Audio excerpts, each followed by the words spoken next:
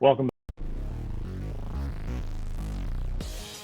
Love It Football is brought to you by the Love It Linebackers, Roots Chris Steakhouse, the steak dinner done right, Center State Bank, bank smart, bank local, Melwood Springs Natural Spring Water, Atlantic Grill, your neighborhood grill, Play It Again Sports Buckhead, your neighborhood sporting goods store, Concord Pharmacy. When you have your health, you have everything.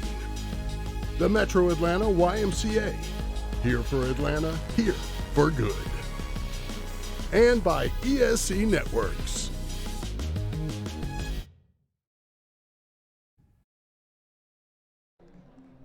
In this long, strange journey of the 2020 season, it's Game 8. Game 7 that we've been able to broadcast, and when we tell you where we really are right now, you may wonder. We're in the Lovett press box, but our cameras are all out at Halford Stadium out on Memorial Drive between Decatur and Clarkston, and we're going to do our best to describe the action for you, because the only way we could be there to set up, since they control how many folks can attend a DeKalb County schools section or division, or I can't remember how they describe. They're not an association. We have to do the games remotely. So we're going to try, as we did on Game 1, to do it remotely as we did for GAC. Hope we have a better outcome, but I'm joined by Ward Jones, who's Henri's sandwich I forgot, because I at least made up for it by bringing him a It's all good. Yeah, we're exactly. taken care of up here. So, Ward, real quickly, take us around Lovett Athletic results. Yeah, this congratulations to Lovett's varsity softball team, who had their best finish in program history last weekend, coming up just short of a title at state playoffs in Columbus. The team finished a state runner-up to Heard County after a grueling week of games and travel, with their third-place finish in the 2019 season and runner-up in 2020. We can only hope that they can take the final step to a championship next year. Coach Mayer's boys and girls cross-country teams are headed to Carrollton tomorrow morning for the AA meet. Be sure to follow at Lovett Athletics on Instagram and Twitter for live updates from the championship race. Swimming and diving season is back. The Lions open their 2021 campaign at home on the Riverbank tonight, hosting the Titans from Blessed Trinity at Smith Auditorium. Best of luck to all our athletes, and go Lions. Woo! We're getting through this tonight. Any broadcast, reproduction, or other use of the pictures and accounts of this game broadcast without the express written consent of the athletic director of the Lovett School is strictly prohibited. Now that we've dispensed with that, we'll tell you that here in Atlanta, as opposed to Decatur, it's 7:57 p.m. So, Ward, I think we'll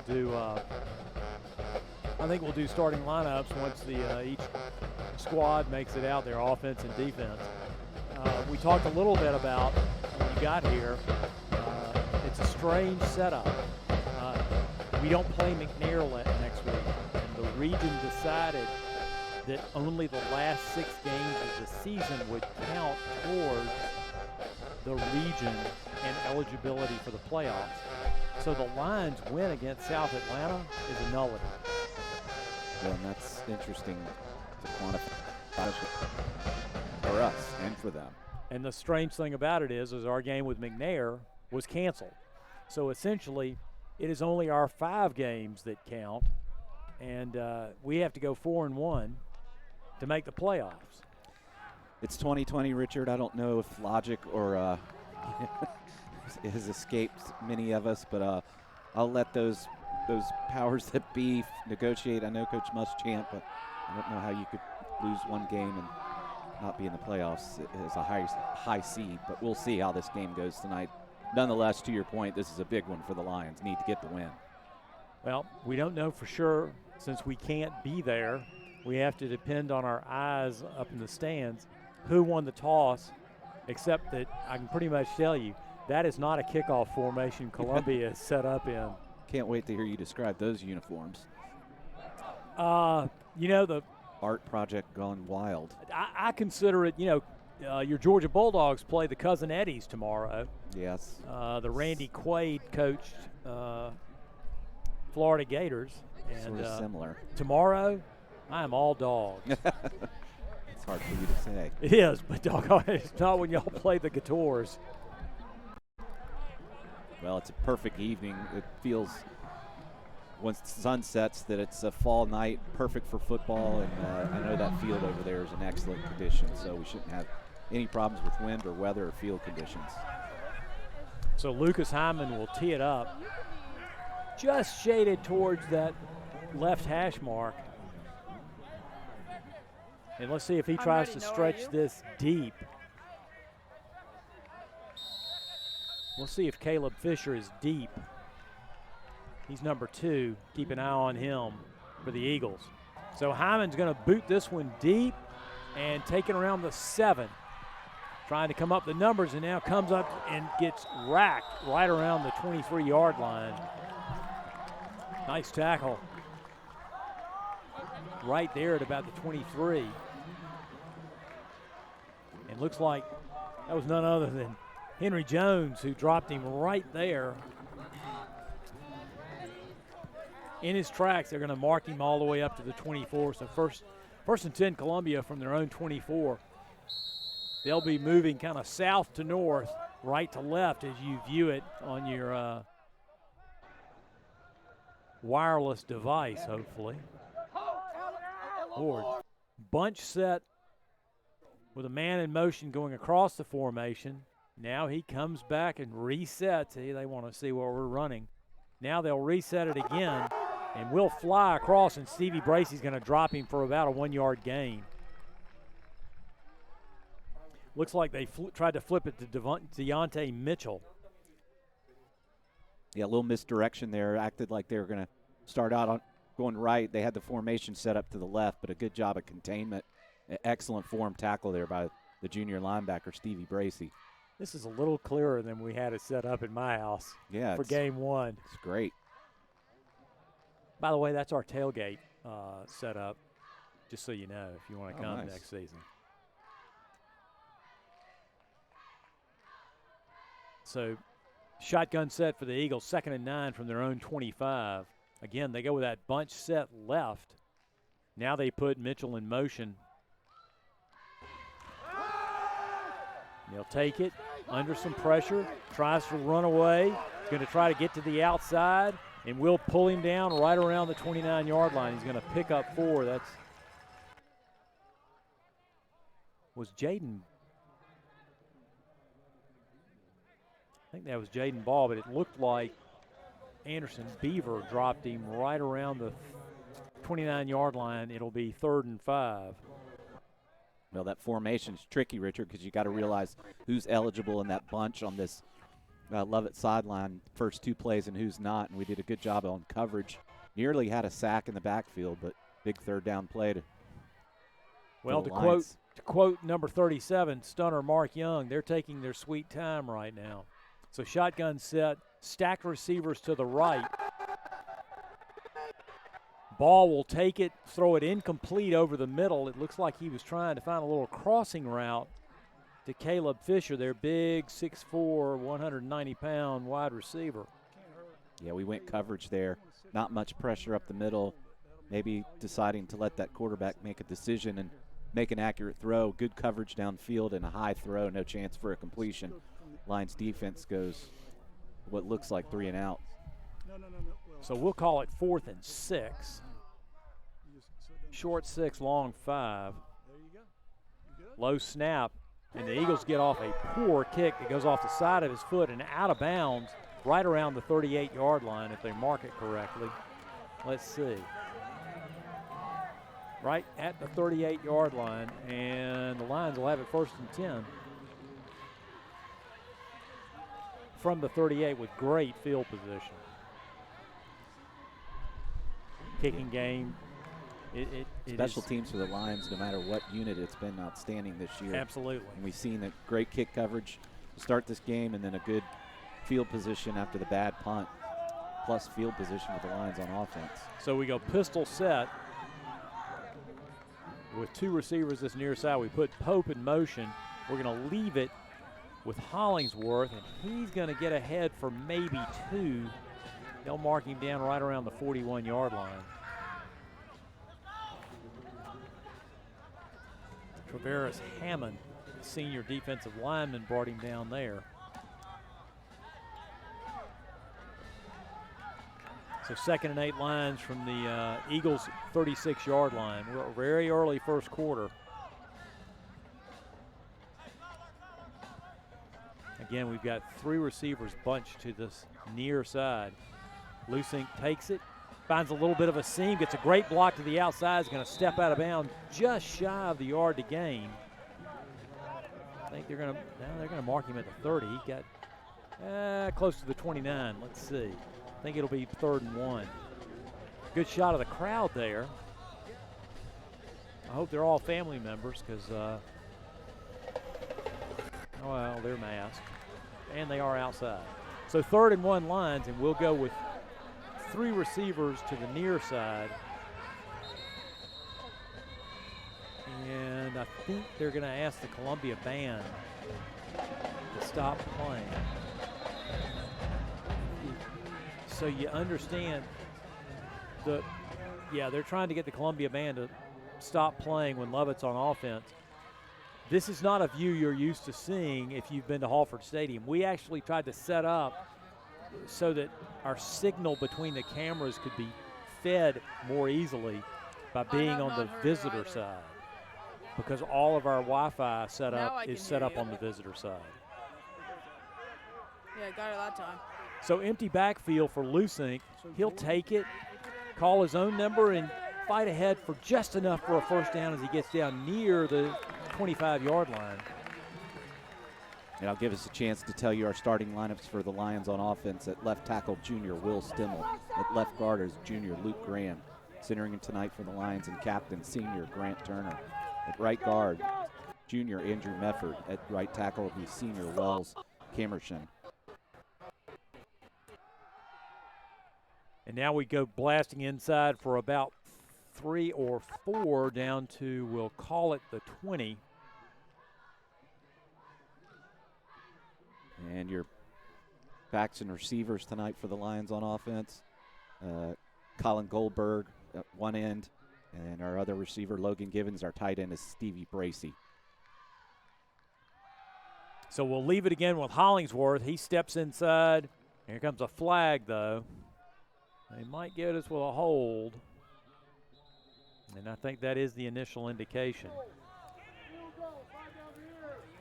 Hollingsworth picked up almost 5, but they're marking it back already. They're going to take it all the way back to about the 30-yard line. And our fullback tonight is senior Alan Pope. Quarterback is freshman Preston Lusink. Our tailback tonight is senior Michael Hollingsworth. Those are your offensive starters. The first penalty of the night for the Lions. They're going to move us all the way back to the 31. It'll make it about second. I'm going to call it about 2nd and 17. Pope checks out. Beaver checks in for the Lions. And so the Eagles will counter with, they'll send in 1 extra defensive back. So they end up with 5 defensive backs, 2 linebackers, and 4 up front. Now they're going to walk a linebacker up on the edge. Lusink takes it, drops, tries to throw screen, but boy, they sniff that out very quickly. And pass falls incomplete, and the Lions will face 3rd and 17. So a promising start forces the Lions to look at, again, 3rd and 17. The line to gain is down there just near the 11-yard line. Yeah, I thought we might keep it on the ground there. I mean, it's a simple screen pass, but well defended there. And we got a jump, so there's 5 for a little bit more manageable. Well, and it's 2 downs to get it, too.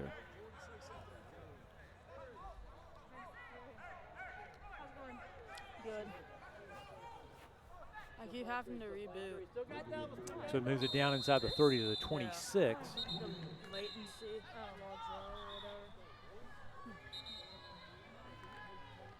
And they're resetting the game clock there.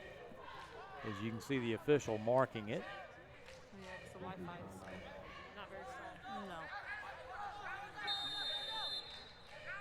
Not sure where he's going to move it to. Now they start the play clock.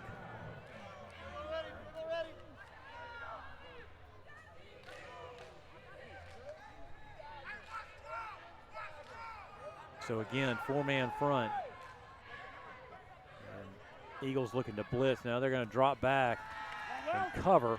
And Lusink's going to throw deep, complete to Stevie Bracey on a great catch down around the 5, and he goes into the end zone to score.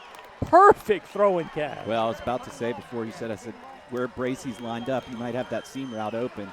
And indeed, that was the case as he laid it over. You'll see a replay here. Great throw by Preston, the freshman, over one level, and just really good hands there by Stevie. He seems to catch everything in a big catch radius. I like that he put a little air under it. Stevie had the height advantage, and big third down conversion results in a touchdown. Those defenders are kind of looking at each other like, how'd we let that happen?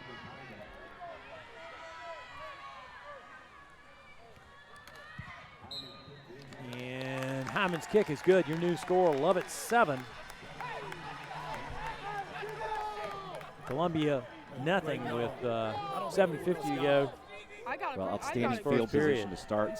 So you're at the plus 12 to the 38-yard line of the opposing team, and immediately get a 3-play first down, and then the penalty looked like it was going to cost us.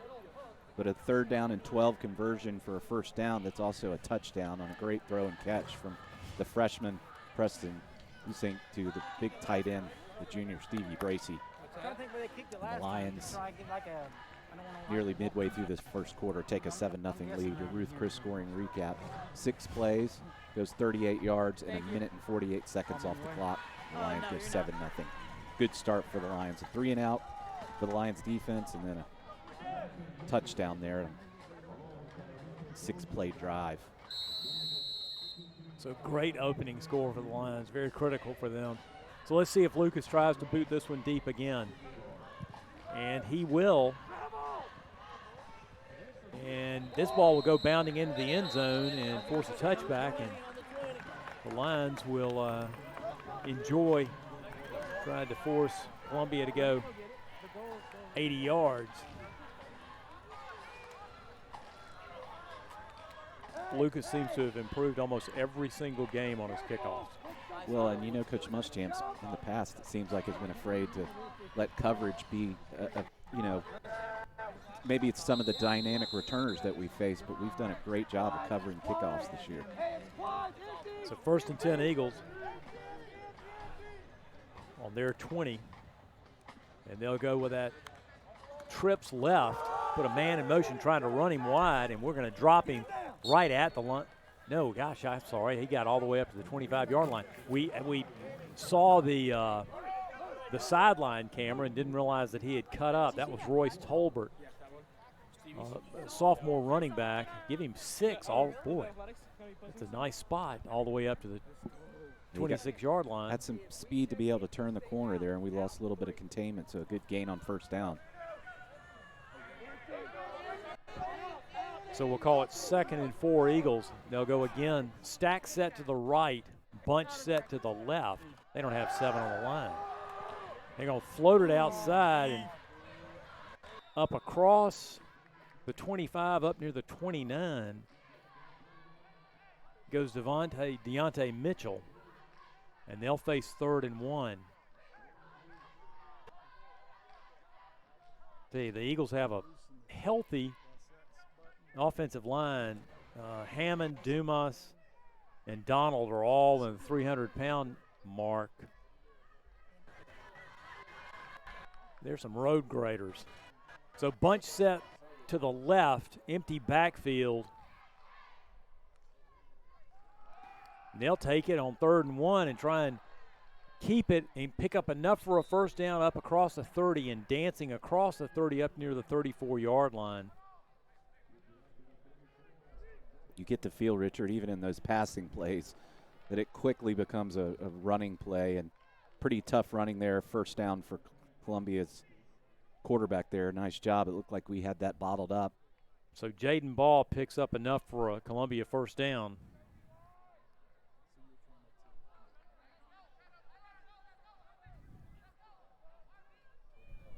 And again, they'll go with this quad set. They'll probably put a man in motion. They do. They put Tolbert in motion and hand it to him, and Tolbert's going to fight over off the right side and pick up almost 9 up across the 40 up to the 43-yard line.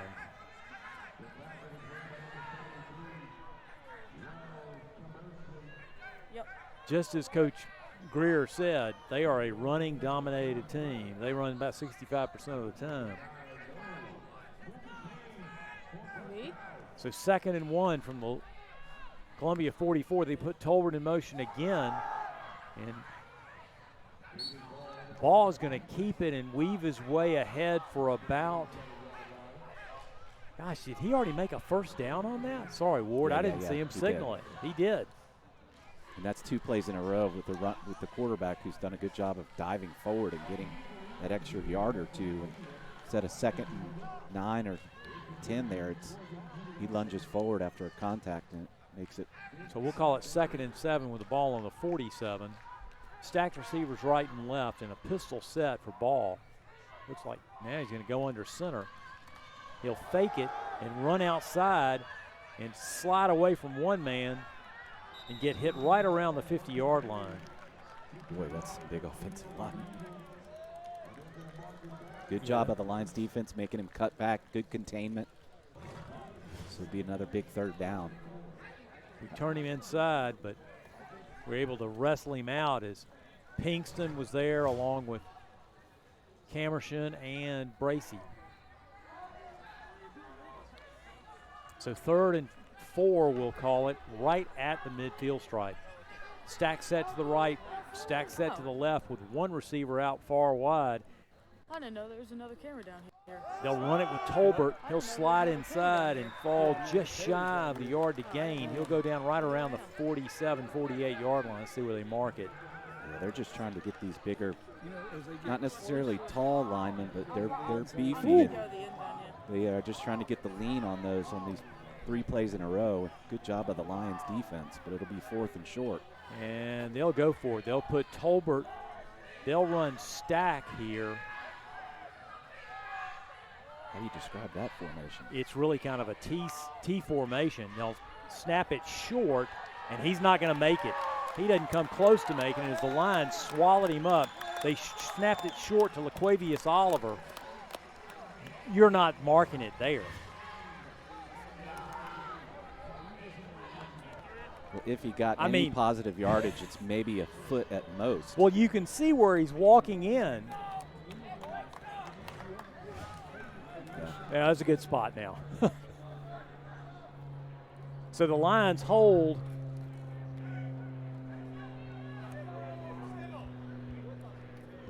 Columbia and take over on downs. 1st and 10 on their own 47, we'll call it, at the 3:27 mark here of the first period.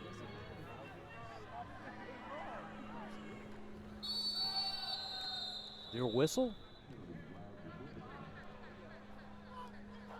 Looks like procedure against the Lions, and Coach Muschamp is exercising his lungs over that. That's a couple penalties already in this first quarter for the Lions. A little bit unusual.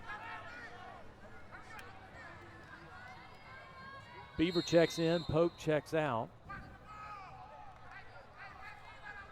Is this one we call the, no, not set up right now unless we want to really run a wild.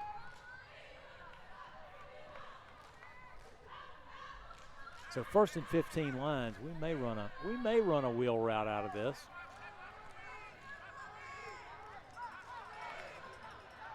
We need to get set. And we call a timeout. Boy, Lovett calls timeout with 3:27 to go here, or 3:17 to go here in this first period, leading at 7-0. Remember, we got to win to make it to the playoffs. The Linebackers welcome you to another exciting year of Lovett Athletic. Your support as both a fan and member of Linebackers is essential to the success of our athletic programs. With your help, we can continue Lovett's proud tradition of pursuing excellence on fields, gyms, courts, track, and pool. Please consider joining the Lovett Linebackers organization today.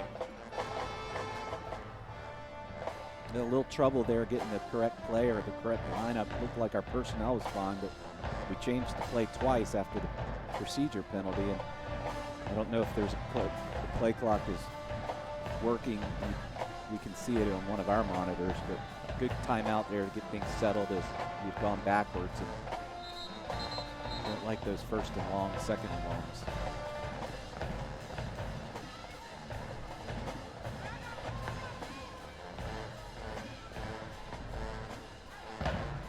So again, first and 15 lines from the 42. We started this series at our own 47. Lusink has pretty much an empty backfield. 2 receivers right, 2 receivers left. Good snap. Lusink keeps it, and he's not going to make much of anything as he maybe picks up maybe a half yard. Well, that's the third or fourth time we've run that exact play. First time Columbia stopped it. Yeah, Marquez Harris dropped him right at the 43, so just a yard pickup. It'll bring up second and 14. Good. Out of the shotgun, Lusink's going to roll to his right, look, and throw complete right up to midfield. Is that Bray? Who is that? It's hard to tell on this screen. It's to Logan Givens. It's a nice 8-yard pickup. Yeah, nice throw there on the rollout. Givens just kind of stopped in the zone there. And he's Threaded that. the needle. Yeah, that's in traffic. Givens gets a yard after the catch there in traffic. I mean, if they're not hurting us. So third and a manageable 7. The line to gain is the Columbia 43. Ball's right on the midfield stripe. So we go with a bunch set right. Offset Hollingsworth to the left.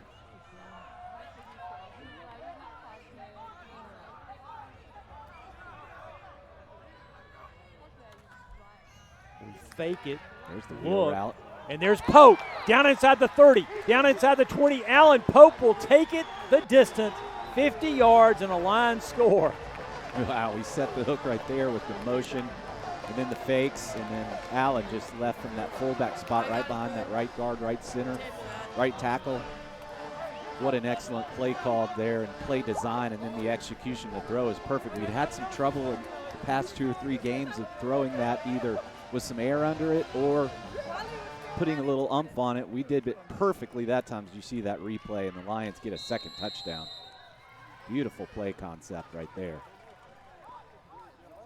Perfect throw. Pope, the senior captain, fullback, linebacker, gets a touchdown. Love seeing that.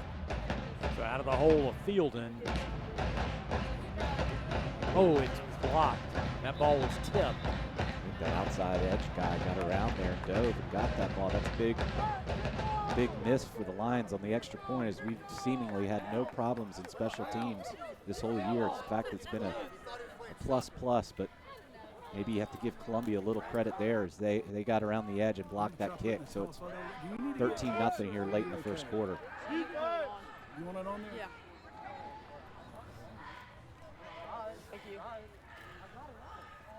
Sorry, Ward, I'm doing my math. I feel like no worries. I feel like Steve Kornacki or John King. We'll get another look at the replay here. Just the excellent concept.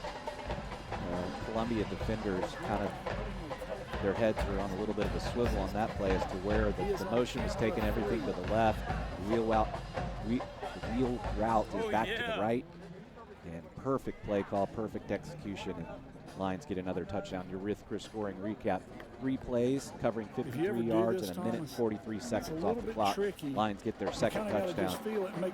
Asterisk on that as we missed the extra point. It was blocked. So it's 13-0 Lions with a minute and 44 left in this first quarter. So Lucas Hyman will boot this down to the 8. Fisher's going to break through at the 40, get past Hyman, And Bobby Mitchell's going to have to slide over and drop him right around the 40. We're going to be seeing Cooch kick the rest of this game. Yeah, there. After he's been singing the praises of his coverage unit. Well, he just burst through there. Good blocking. Mitchell with a touchdown saving tackle right there. Can I hang this right there? Good field position for Columbia for their third drive. Let's try to keep up with it. Got 3 first downs on the last drive after going 3 and out. Lovett held him on 4th down near midfield.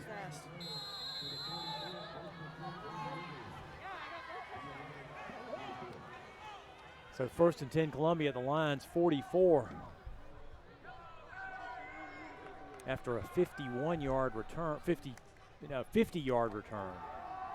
They'll leave it with Tolbert. He'll fight ahead. Down inside the 40 to the 39.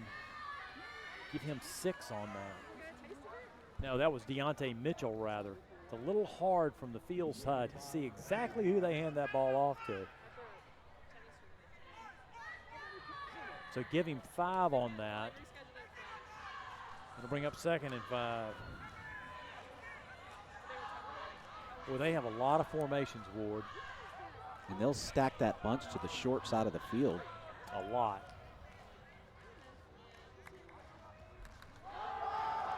So they'll hand it off this time, and Tolbert burst ahead across the 35 down to around the 31-yard line. That'll be enough for a first down. Again, that bunch to the short side, power back to the left. Good gain, good blocking up front. So Elijah Morgan sets his troops with trips to the right, has Tolbert flanking him on his right also. Morgan will take it, keep it himself, try and turn back in and dive ahead inside the 30 down to around the 29, give him 2 on that.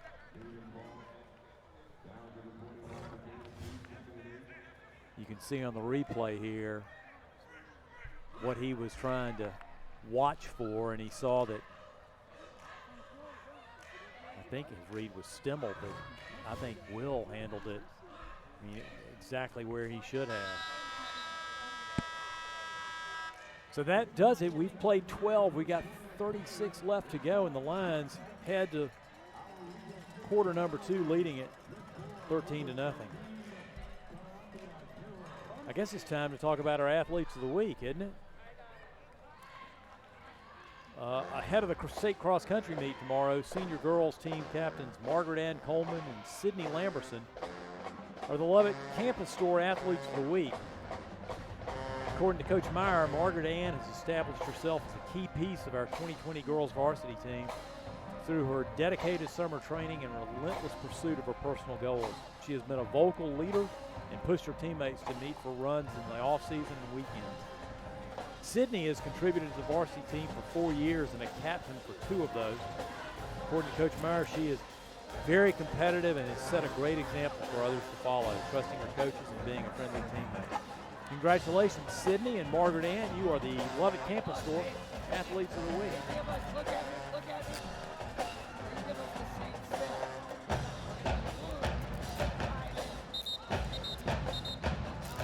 Sideline shot of line defensive coordinator Brent Greer, a devotee of the Kevin Steele School of Defensive Coaches. You didn't know that, I did not. I thought he was a Coach Privish protege. he is a protege. I just said he's kind of a line for Coach Steele School. All right, 2nd and 8, Eagles, the Lions 29 to start this second quarter. They'll float it out to Tolbert. We got a lot of lines out there, but he slips away from 2 of them and gets down inside the 30 to the 25. We had him hemmed in. Man, we had He made something out of 3, nothing. 4 guys out there.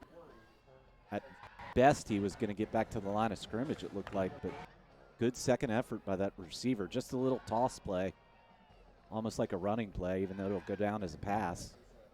So we'll call it 3rd and 4. And the Eagles will send 2 receivers right. Now go 3 receivers right, but one's a wing. Now that's Tolbert again setting up. So Morgan has Boy, this is taking them a long time to get this off on the play clock. Morgan takes it, fakes it. Here comes the blitz, and we're going to drop him right in his tracks. Is that Gibbons? Charlie Hope No, Hope, came yeah. off the edge.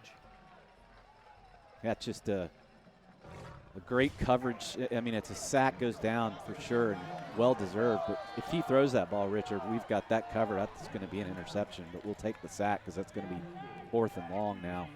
Great job from the outside linebacker spot, really, for Hope getting in there. Good dial up by the defensive coaches and the big turn of events there. It looks like Columbia's going to keep the offense on the field. Yeah, it's 4th, and we'll call it 12.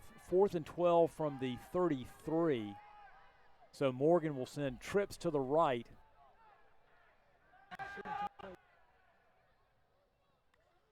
And he'll take it, drop straight back. We're trying to send somebody. He's going to try and call his own number, but he's going to get dropped short.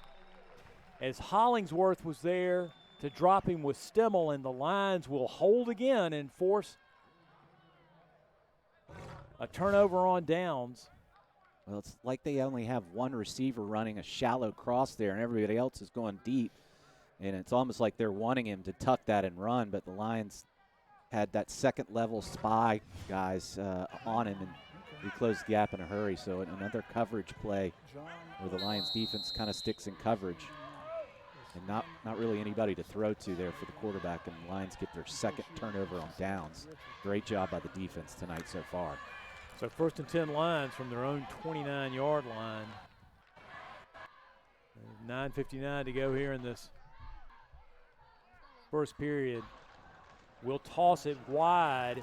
Hollingsworth tries to find some running room, but he cannot get out of the arms of Errol Norton, who came up from his defensive back position and just wreaked havoc on the Lions on that snap. So give him 2 on that. He made something out of nothing. He's 2nd and 8. Boy, we'd love to sustain a good drive here.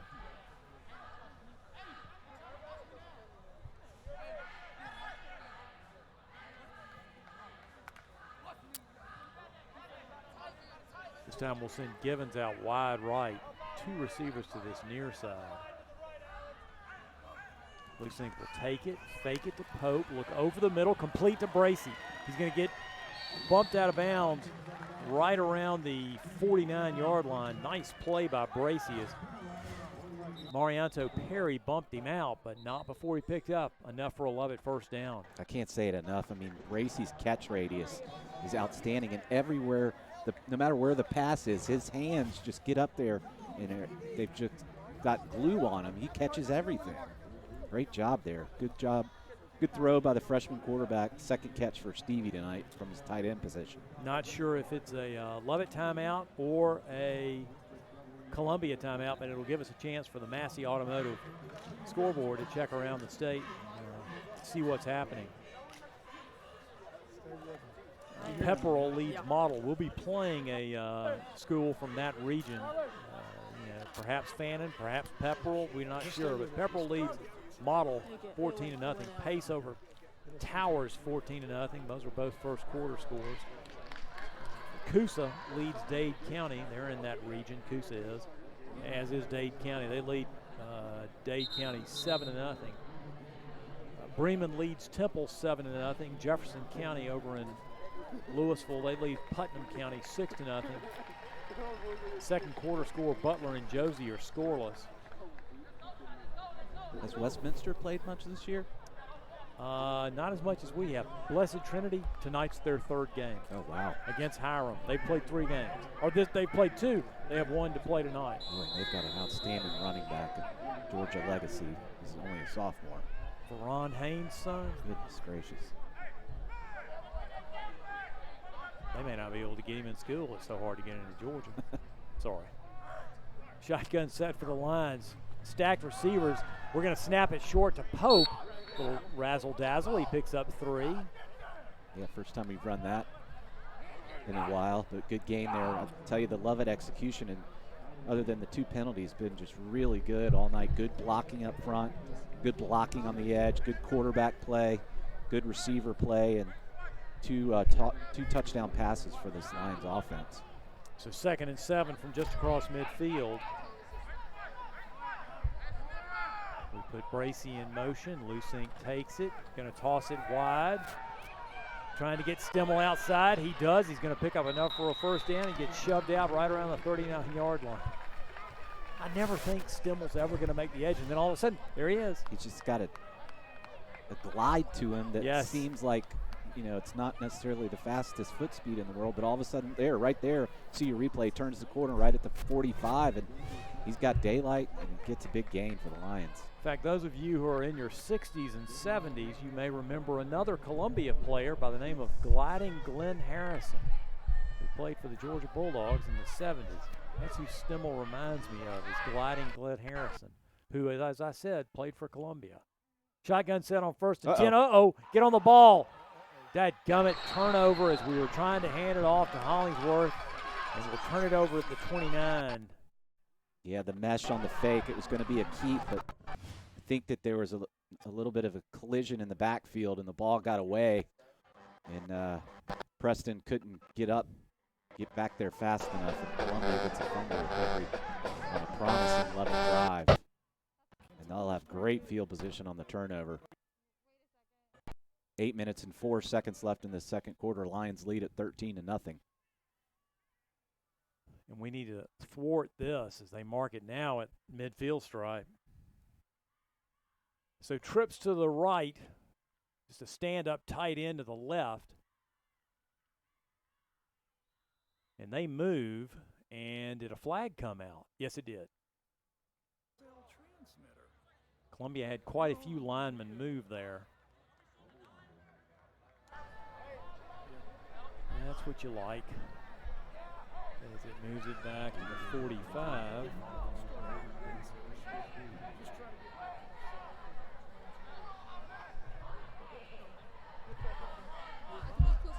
And they'll go again with that bunch set.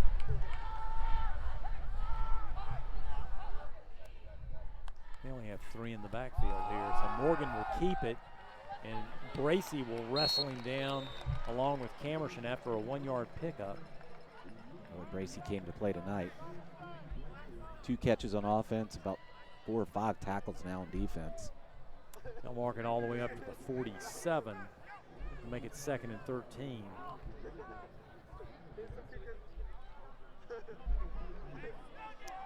Again, the Eagles show 3 receivers right, have a stacked wing to the left. Put that man in motion. They're going to hand it off to him. Nice tackle. That's a flag. It's got to be a hold. They handed it off to Deontay Mitchell on a little. If they'd fumbled it, it wouldn't have mattered because it would have been a forward pass. At least it looked like he flipped it forward. He did. I think he's going to get the hold right here. Yeah, that's definitely a hold. Yeah, it looks like the hold was on Dante Pope. Yeah, I think Will Stimmel was getting held there pretty noticeably. It was a great tackle. If we might get another replay on that. That tackle with a Lions bunch set over there on the right. Just great job of disrupting that jet sweep pass kind of play. You'll see right on the right of your screen there. We'll just blow this little bunch block up and then a form tackle, boom. That's a beautiful tackle right there. I think it was Luke Graham who was being held. That was the sophomore Beaver on the tackle from his outside linebacker spot. That's in space too from a fast running back. So Columbia, after the turnover of the Lions offense, Columbia great field positions going backwards, 2 penalties. Marks it back to the 36. Whoa, whoa, whoa, whoa, you can't do that. He's not set. Sorry. And it's a lateral, and it's going to go out at the 30. That should have been a live play. I don't think they blew it dead, did they, No, Richard? shouldn't have. We didn't come up with it. But he certainly But we could decline it if it's backwards, right? Yeah. 5 or 7 has to come set. Yeah, 2 guys in motion. They both and they never called stopped. it exactly right. Good job by these officials. That's going to be almost 30 yards to gain for maybe 29 yards, 2nd and 29. Well, they started it, it'll be 2nd and 30 because they started at the Right at the midfield 50. stripe. Laundry all over the field. No, it should be 3rd and 30. Oh, we decline. We One, should have two. declined it. It Yeah, is. yes. It's 3rd and 30, not 2nd and 24. It's 3rd and 30. 3rd and 30 Eagles. 2 receivers right now. Let's see, 2 receivers left. Morgan out of the shotgun. We just have a 3-man front here. Morgan takes it, drops, throws it underneath, complete. And we're going to drop him after about a 15-yard, 16-yard pickup. They threw it complete to Marquez Hardy. Well, it's 3rd and 30. We're going to rush 3 and play coverage and give some cushion there. We want to make that tackle there, right there on the replay, but pretty good job of the Lions defense after the turnover. We'll see what Columbia does on 4th down. I guess they feel like they have no choice but to go for it. No, they're going to punt it away. No, they'll line up and punt now. Yeah. Great job by the Lions defense after the Lions offense turns it over. Momentum shift right back. Snap. Oh, and that ball goes off the side of his foot. Should be right at the midfield stripe if he marks it I think correctly. if he kicks it off the top of his foot, he might block that. Columbia, a tough time punting tonight. The 2 little off the side of the foot. So let's see where they mark this. It should be right at the midfield stripe. I don't think that's where he's walking out to.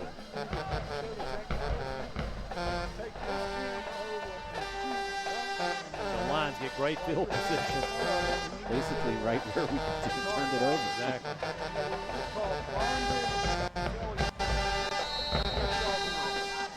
So 1st and 10 Lions with 6:29 to go here from the 50.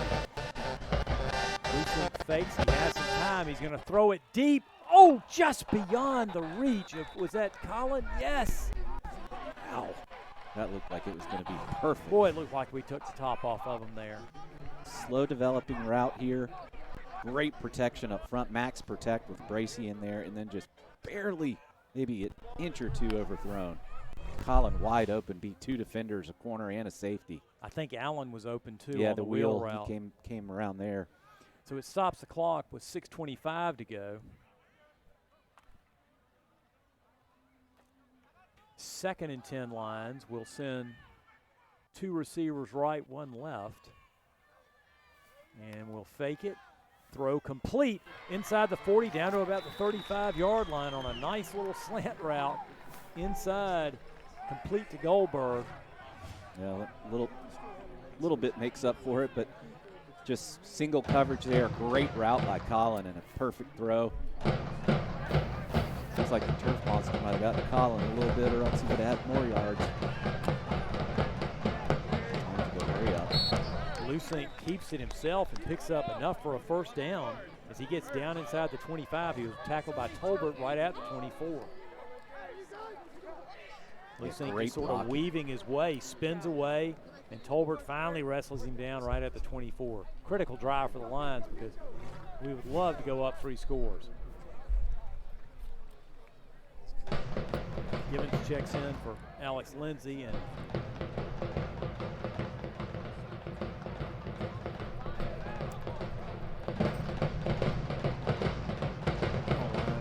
play clock display here with time to 14, 13. Thank you, Will. You could have called it out, And I think the Lions are not going to risk that play clock. They'll call a timeout. So I think it's the 2nd timeout for the Lions. Lions lead it 13-0 here, 5:31 to go. By the way, the Lovett Parent Association is the organization dedicated to promoting volunteer interest among parents in support of the school and engaging in activities promoting the enrichment of students, faculty, and staff. There are many opportunities, small and large, to make a positive impact. So visit the Lovett website to become involved with the LPA today.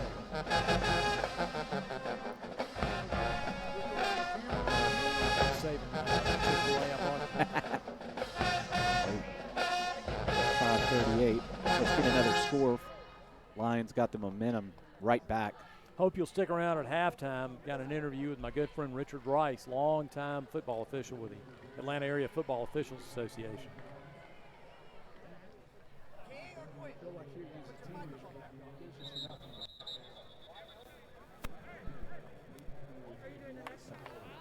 Katie, can you hear me? Perfect. Yes. Tell us what's going on down there.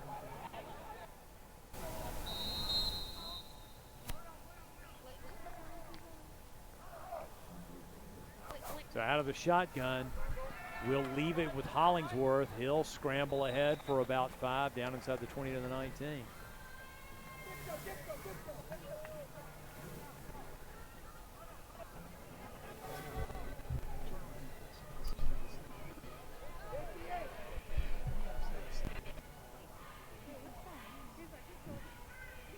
Good game there by the Lions. Good blocking all night up front. This offensive line.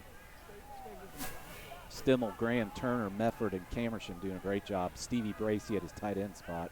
Fullback Alan Pope. We fake it to Hollingsworth. We're going to throw it complete down inside the 5 to about the 2-yard line. Charlie Hoke almost stretched it into the end zone, but made a nice job. I mean, We're going to hurry up here. he really did a great job of making them bite on that, thinking he was going to run an inside route. And the accuracy tonight from the freshman quarterback has been outstanding. And you see it again, just perfect throw. Thought he was going to get in there. So 1st and goal Lions. We'll throw it out wide to Hollingsworth, and he'll dive into the end zone. Lions took advantage of a mismatch out on the outside as Tolbert was the only person out there in coverage, and the Lions go up 20-0. Might go for 2 here, or are they going to kick it maybe? We'll see.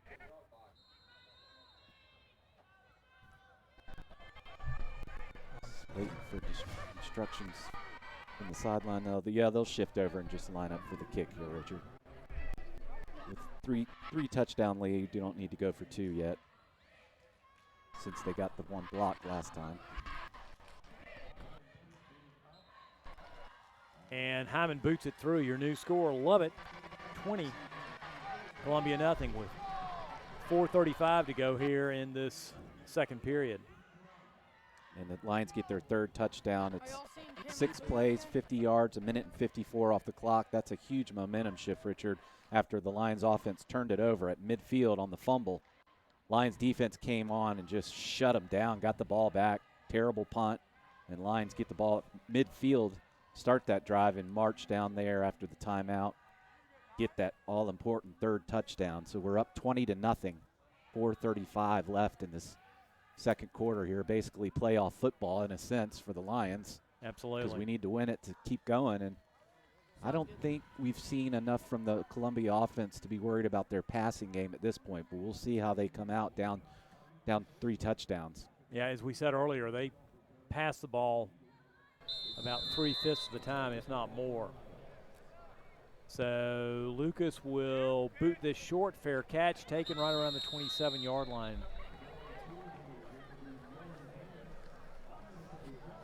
Jarice Hardrick backed up and took it at his 28, and with 4:33 to go here until halftime, Columbia will start yet again fairly deep in their own territory, right at the 28.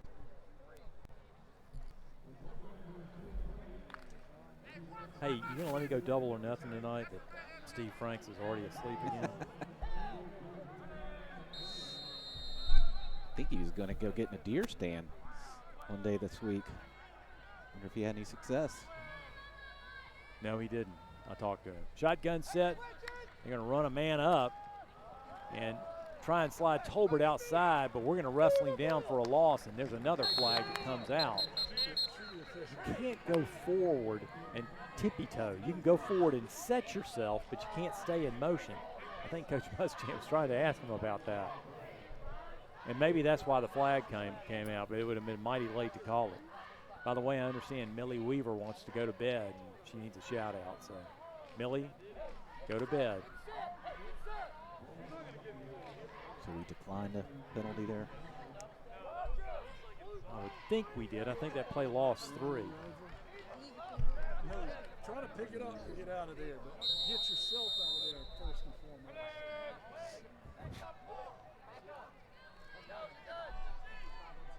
Play loses 1, really, just back to the 27. Again, that that dual setback set, and they put big Caleb Fisher in motion. Now they put him back in motion across the formation. They'll take it, try and hand it wide, and Another Quavius flag. Oliver is going to go down, and the flag on this side, it may have been procedure again. Let's see. Both side judges threw their flag It was immediately either at the illegal snap. shift or illegal procedure is the call. But I think we'll decline it.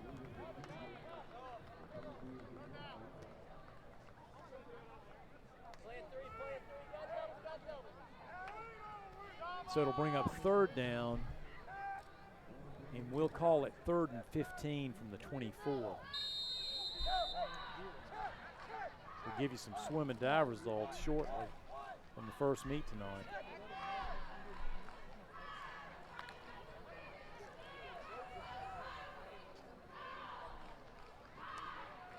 So shotgun set for the Eagles.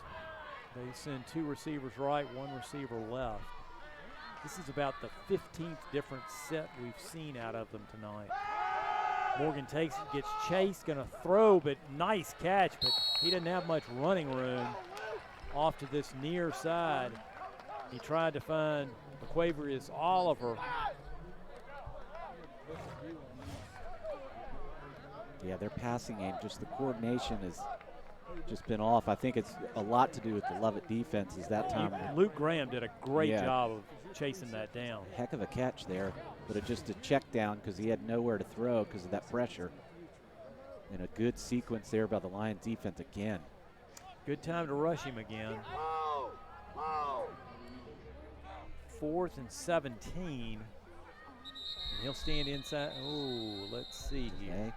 No. Timeout Columbia with 2:37 to go. Were they down against the play clock? No, it was plenty of time. I don't think they had the right personnel out there. Well, that timeout will give us a chance to tell you about our alumni spotlight.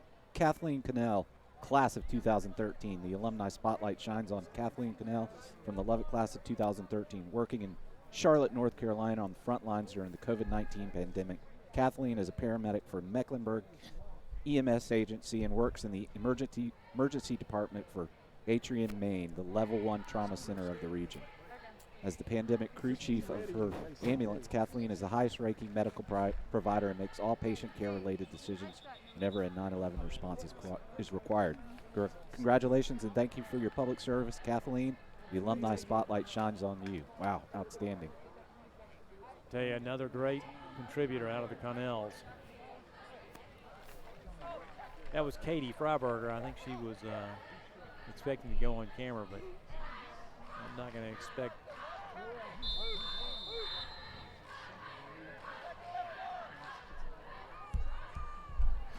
So good snap, best snap they've had this time. And not a deep punt, just up to the 41-yard line, just a 26-yard punt. Where Goldberg took it, and the Lions will have great field position with 2:31 to go here.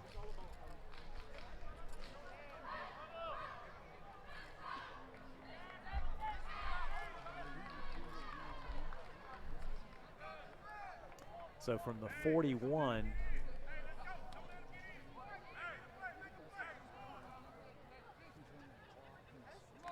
the Lions would love to stick one more score on the board.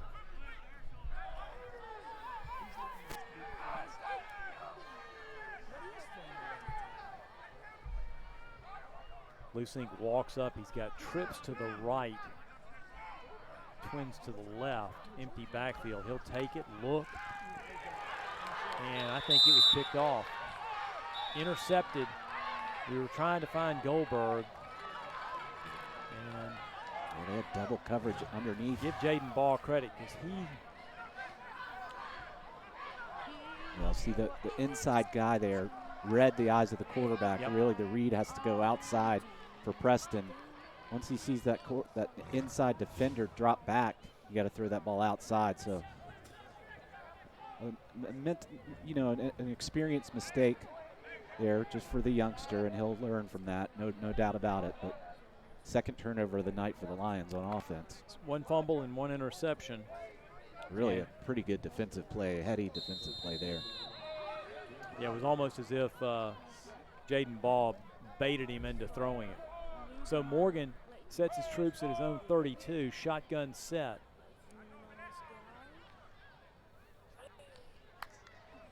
He'll take it, drop, he's under a rush, he's gonna throw it deep. He's got a man out there, but that pass falls incomplete. He was trying to find Jaden Ball, who just made the interception. Now, the first time they've actually took a shot down the field is we had a too high safety, so we had help over the top. Good coverage from Pinkston. Pretty well thrown ball. First time, like I said, we've seen him actually throw it down the field. But good coverage there to the lines and incompletion. It's showing Columbia has 2 timeouts left, so late here in the second quarter. They did not run any clock there. So out of the shotgun, Morgan will take it, look again. He's under some pressure. We're giving chase, and Bracey's going to drop him for a loss back inside the 30. It'll be about a 5-yard loss. Bracey just covering all kinds of ground, and his speed and size got out there. See a great replay here. You think he would have just thrown that ball away, Richard, to the out of bounds, but that's a big sack. Lions choosing to let the clock run at 2 minutes and 7, 6. We have 1 timeout left. 3rd and long here. Might be playing to try and rush the punter again. So the Eagles will go 2 receivers right, 2 receivers left. Single setback to the right of Morgan is Tolbert. The line to gain's the 43. He's trying to draw the lines off. Morgan takes it. He's going to try and escape one, but he won't escape Bracey, as he's going to drop him right around the 32-yard line. And now it's time, and we do call a timeout. You can see Coach Muschamp running out there to call a timeout.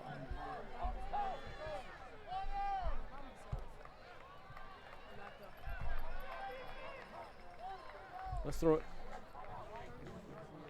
it down to Katie if we can. Let's throw it down. Katie, can you hear me? What do you got with 1:27? I'm on the sidelines here at the game. The Lions are looking pretty good so far. We have 3 touchdowns by Stevie Bracey, Alan Pope, and Michael Hollingsworth. We do have 2 turnovers in the second quarter, but the Lions are looking pretty good so far with a 20-0 lead with 1 blocked extra point. I'm excited to see how this rest of this game will play out. Back to you guys. Thanks, Katie.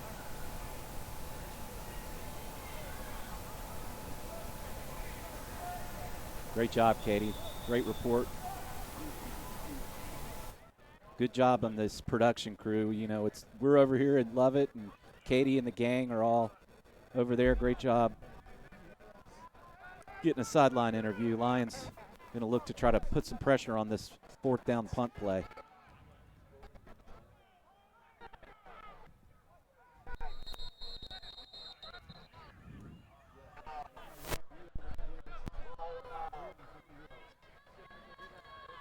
So high snap. Lions are going to look for a return, but not a very good kick, as I think it came up short of the 45, right at the 44-yard line. 1:18 to go. Great field position again, as Columbia's had a tough time punting tonight. I think that was a net 19-yard punt. No, 29, net 15-yard punt.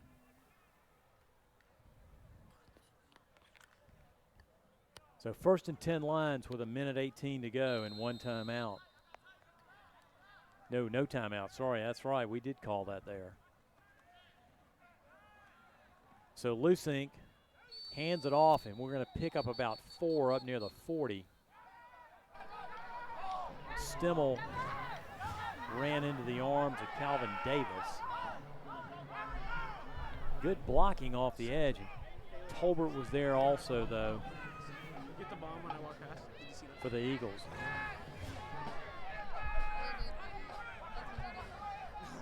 So out of the shotgun, Lusink will fake it to Stimmel, pump, look, try and float it downfield. And let's see, they may have intercepted it right How is that not a hold?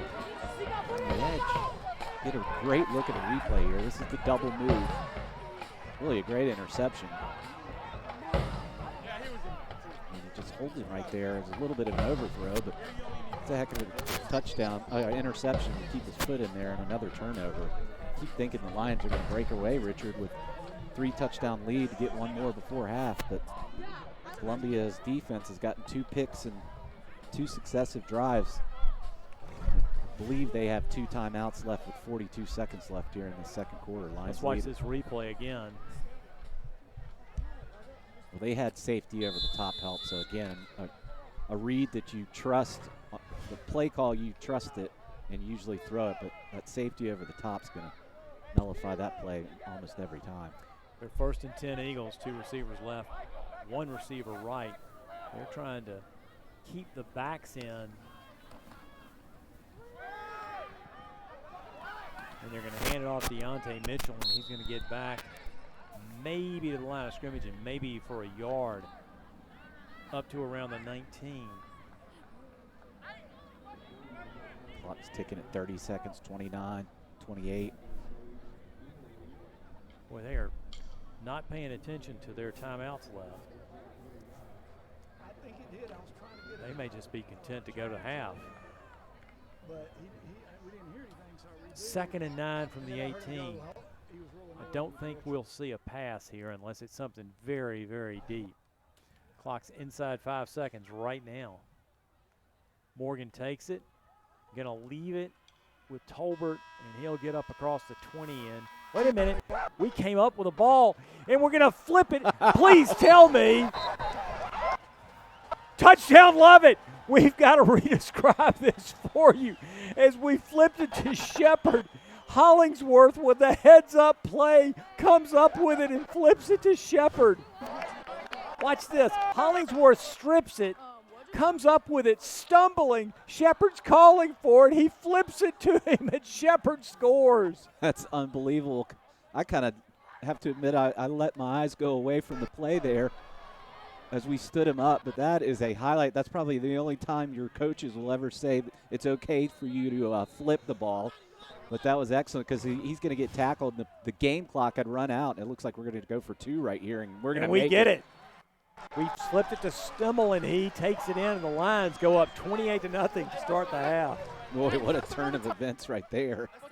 As Columbia was willing to kind of go into halftime, and we get the strip and then just the highlight reel. Nice block by Henry Jones. The highlight reel to get a touchdown is, like I said, the game clock had expired, so if Columbia tackles us right there, the halftime's over, but we flip it, get the touchdown, and then the 2-point conversion. We're back up 28-0.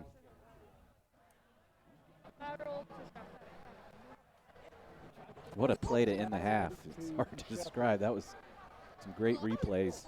The Lions get the touchdown on the last play of the half. I don't know whether to credit. I'm not sure whether to credit Wade Shepard with a 7-yard touchdown or a 29-yard or a 19-yard touchdown. You can see him flip it to Shepard, and it's almost as if Hollingsworth was able. Watch this again. You can see Hollingsworth wrestling it away. He stumbles. He's getting pulled down, and for some reason, Dante Pope stopped trying to pull on Michael. That's But- just a wonderful play there. And here's the extra point or the PAT attempt.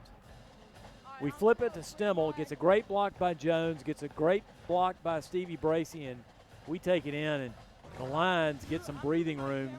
28-0 as we head to the half. We played 24. We've got 24 left as we aim for the playoffs. No,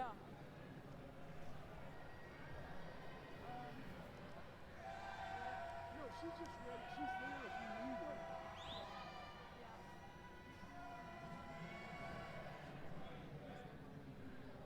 Game update, I guess. Katie, can you tell us what happened on that last play, the touchdown by Wade Shepard? Well, we had a lateral, from Michael Hollingsworth to Wade Shepard. It was a surprise play. We thought the clock was ended, but I guess we got the point. And then we went for two to lead the score to 28-0. Yeah, it was a heck of a play by Michael Hollingsworth. He kind of stripped it, and the next thing you knew, before he went down, I don't know whether Wade was calling. Could you hear whether Wade was calling for the ball or whether Michael just saw him out of the corner of his eye? I think Michael just saw him out of the corner of his eye, and they kept going and kept playing. So I think that was an awesome play. That was heads up. That was really a heady play on Michael's part and on Wade's part following. Thanks, Katie. So we'll head to the half. No problem. Back to you guys. We'll head to the half, up 28-0, and hope you'll stick with us.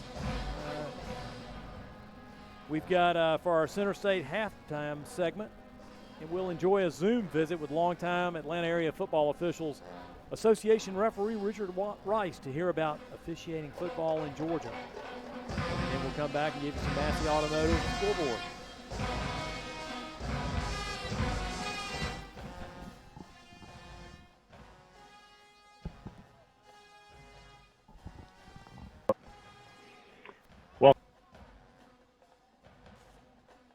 Welcome back. It's our halftime segment of the Center State Bank halftime show, and we're fortunate to be joined by my good friend Richard Rice, who, just to give a little bit of background here, he grew up in Chattanooga, Tennessee. He attended the University of Tennessee in Knoxville.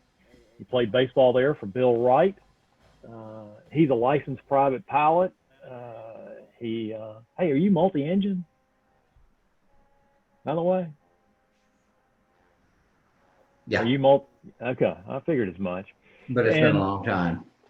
And he's been involved with doing legal searches, also known as a headhunter, for more than 20 years. And we have been friends for pretty much those 20 years. And we have a lot of connections besides the legal community. We have connections through about every conceivable way. We do like to chat each other about our schools between Auburn and Tennessee, but we usually have regular lunches or breakfasts when I get to hear him talk about his aches and pains and going up and down the field, which I'll ask him about a little bit more later. Welcome, Richard, to the Center State Bank halftime segment. Thank you, Richard. So my first question is, it's a strange season. How has we'll get into more of that later, but how has officiating changed since you first started many years ago? Oh, no, it's 100 different ways. And if you watch some of the old video, you see the official running down the field, holding their hands up, sitting touchdown from 30 yards away. And it's not that way anymore. At the high school level, we have either 6 or 7 officials on the field now, where when I first started, and I'm dating myself, there were 4. And there's someone supposedly stationed or positioned everywhere on the field the ball could possibly go. So if you see him, you see a touchdown, there's a guy standing there waiting on him to get there, like 2, hopefully. And on maybe an interception or something, I got to turn around and run and hopefully beat the guy who intercepted the pass to the goal line. Sometimes it works, sometimes it doesn't. But as far as changes, it's just there's all new rules. The high school associations and just about every state have decided to follow NCAA more closely to so that the officials who do move to the next level can already be acclimated to the way it's going to be. And once a new rule comes into the NCAA level, and within a couple of years, they'll institute it into the high school level. I'm interested in hearing that, because you'll hear a lot of people exclaim, that ball was uncatchable, and you have to explain, no, in high school, there's no such concept as uncatchable. Do you see anything quickly on the horizon that might be adopted from the college level down to high schools? I believe the next step is going to be 8 officials on the higher classification high school games. One will be a center, as you know, that's NCAA now. So we'll have 8 guys out there, almost as many as we have players. But right now, like for instance, your games, almost all of them are 7-man crews. So, who or what makes a good official? Oh Lord, it's really hard to say. It's so subjective. But someone who can remain calm, who and you know, in spite of not to get caught up in the game and to be objective. And you know, a lot of people think that we really have an interest in who wins the game, and we don't. In fact, if you were to ask me very quickly, hey, who's playing tonight? I may know the home team, but I'd have to stop and think real hard to find out who the visitors are. It's just, you know, it's a mechanic to us. Each position has a mechanic, and you know, specialized way of doing things. For this, you do this. For a pass, you do this. For a punt, you do this. And you really don't think about it. It's a job. You just go do it. And that's basically it. The one thing, though, that I do want to add, it teaches, you know, a good official is not going to stand there and argue with the coach. If the coach has a legitimate beef and you think he does, you let him talk a little bit and let him get it out and then go on with the game. But the worst thing you can do, and we laugh at baseball umpires a lot for arguing back with the managers when we don't do that. The rules are the rules. Once the play is made and once the call is made, we can't go back and change it. So, as the season wears on, and I'm sure the aches and pains, you know, start getting a little worse, do you find that the play of the players that, you know, it's either improving, you have less holding, you have less pass interference, you have less lining up off sides or jumping off sides, or have you ever noticed that? As the game goes on, it gets worse. Players get tired. They start getting a little sloppy as to where they line up. Guy may be literally in the backfield when he should be on the line. And you know, some of the better officials will tell them, hey, you need to move up. And sometimes they just look at you. It doesn't register to them because, you know, they're thinking about the game. They're thinking about where they need to be. They're thinking about the play and how they're going to score this touchdown. And, you know, we'll let some of that go, especially in one-sided game. But for the most part, as the game goes on, if you got one team outmatching the other significantly, then the mistakes just, you know, they just happen.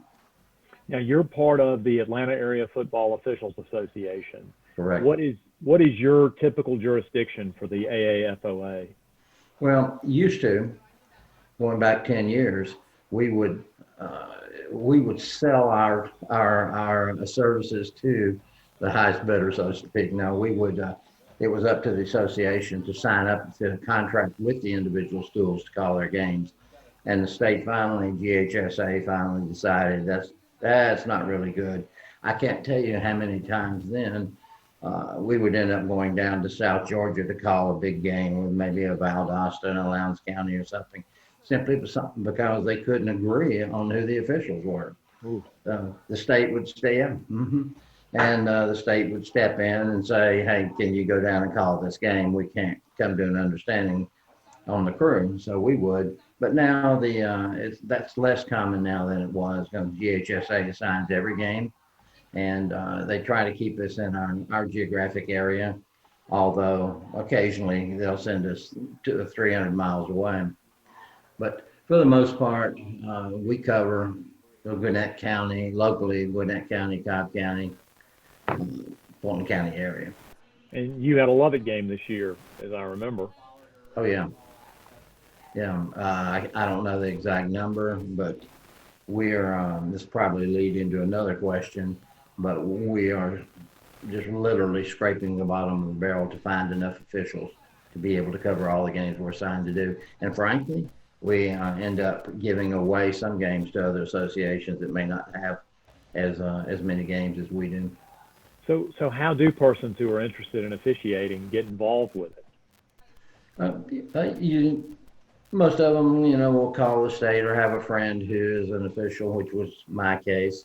Went to a meeting with him, and I thought, well, heck, this Friday night I'm going to be out on the field calling football, and it doesn't work that way.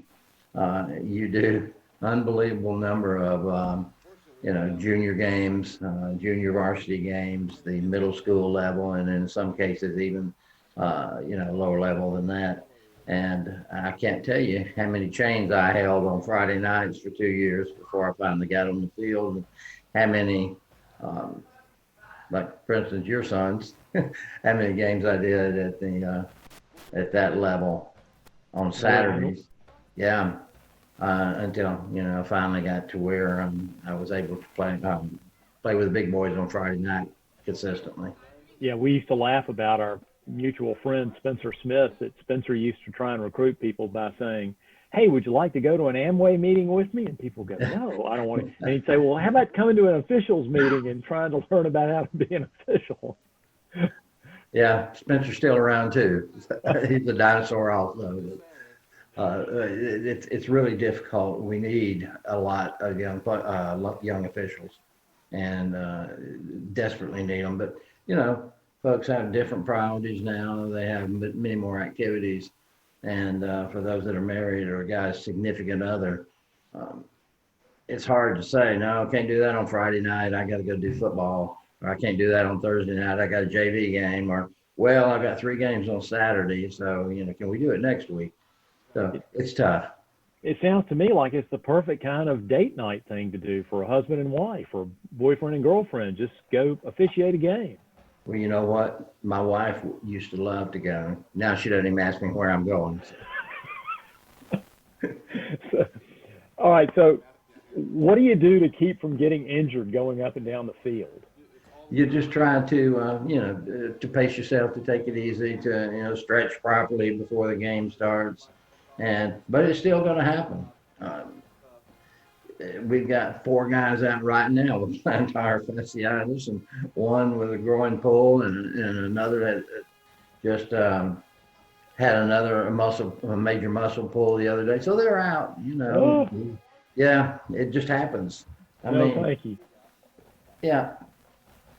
So before we finish up, by the way, we're visiting with Richard Rice with the Atlanta Area Football Officials Association. And I'll ask you this, since it's just been a strange season. Lovett is playing its 8th and final game tonight of a scheduled 10-game season. We had to drop our first game against Westminster, and now we're having to drop our last game against McNair next week. Can you just share with us some of the strangeness you've had to endure for this season, just scheduling and everything else? We've lost a lot of officials who have chosen to opt out this year as a result of the COVID crisis. We're required to read them a statement, or to ask them if they are in compliance before a game. When we talk to the head coaches, are you in compliance with CDC recommendations for COVID protocol? I don't know what I would do if they said no, but all of them say yes. Some officials insist on wearing a mask on the field, and I don't know how they do it. We all have one. If I'm going to talk to the coach, I've got to put it on. And we just sort of try to keep our distance, from the players and from the other officials as much as possible. I've been very lucky. We haven't had any incidents of anyone testing positive. So apparently we're doing the right thing, but with the limited attendance, teams are putting bands and folding chairs in the end zones, and just the whole atmosphere is totally different this year. It seems like a half a ball game, so to speak, without all the hoorah you normally see in a big game. Yeah, it's interesting you say that. We have a grilling crew at Lovett led by a guy named Matt Anthony, who does a lot of domestic relations work here in Atlanta. And he runs the grill. I mean, he is the grill master. He took over from Todd Collins from Dublin, Georgia, several years ago. And Matt came up to me the other night and kind of grabbed me by the shoulders, not being socially distant, and said, look at this atmosphere. Look at this atmosphere. And then he sort of looked at me and dropped his head, but he said, but at least they're getting to play. Huh? And I said, yeah, that's the right attitude. So, Well, it looks like we'll make it through the entire season. Some teams have bowed out, as you know, but looks like we'll make it through. Hopefully through the playoffs. well, fingers crossed. Well, listen, it's been a great visit. You're at Blessed Trinity tonight? That's correct. Yeah. All right. Well, don't get injured. Do your stretching. Do your yoga. Take your Advil early and often, and we'll catch up soon. Thanks, Richard. Thanks, buddy. See you.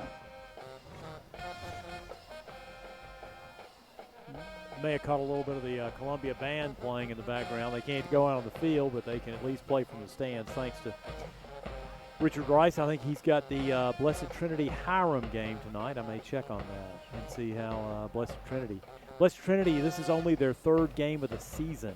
They've only played 2 before tonight. That's how strange a season it's been. Well, the Lions lead at 28-0 here at the half, and we can recap the scoring for you.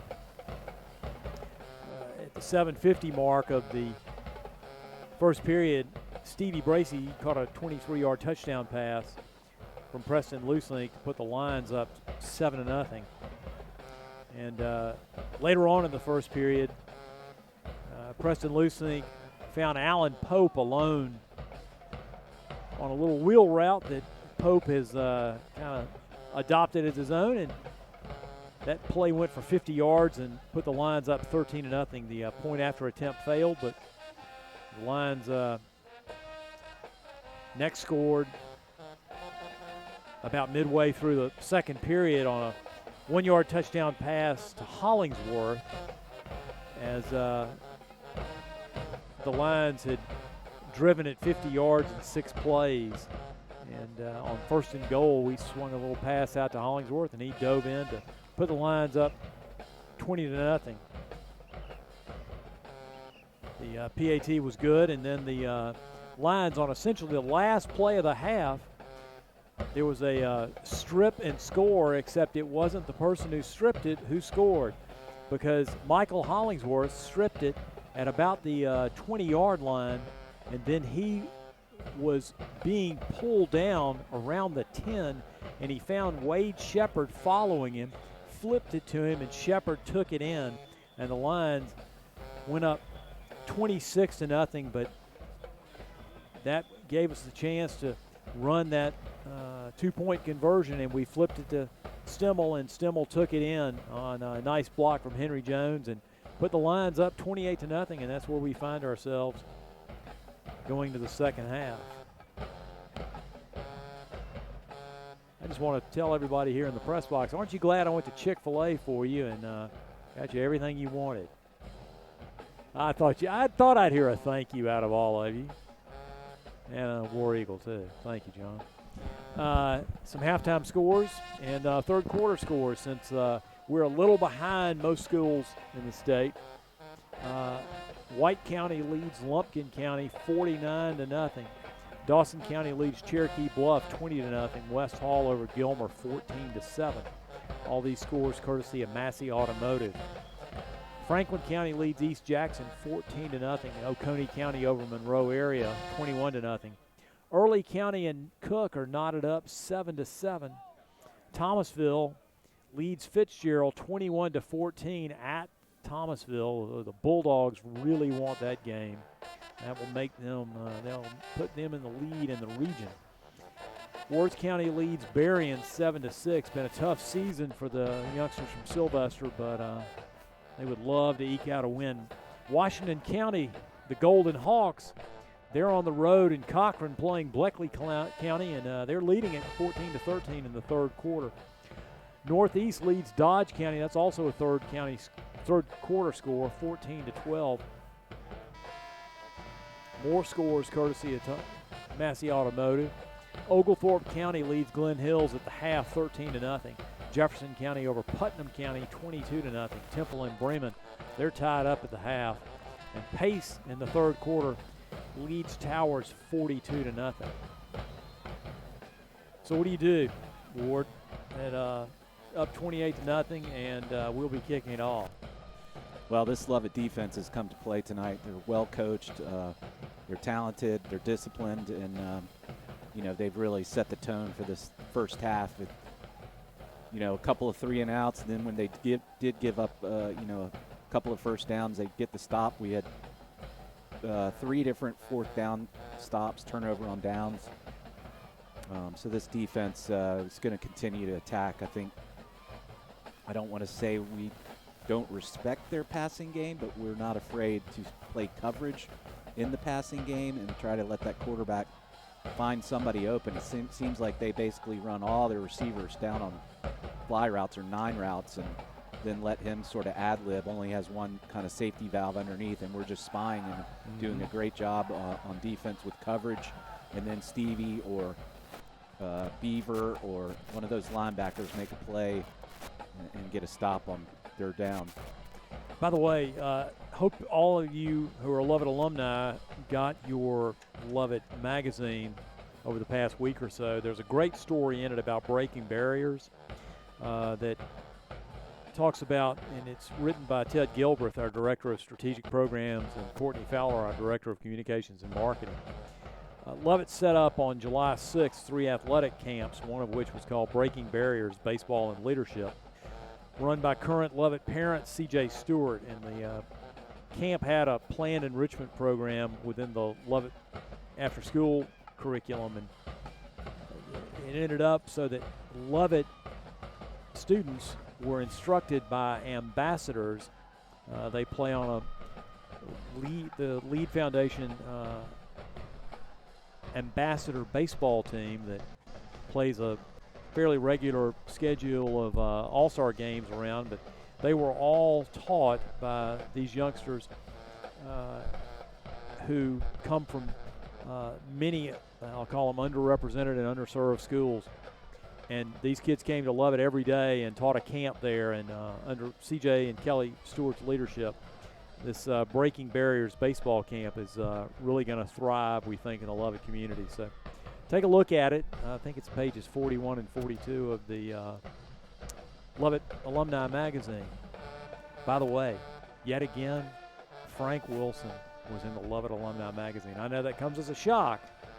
We looked and looked and looked, and there he was, 1971, Frank's picture. We love you, Frank. We're just messing with you.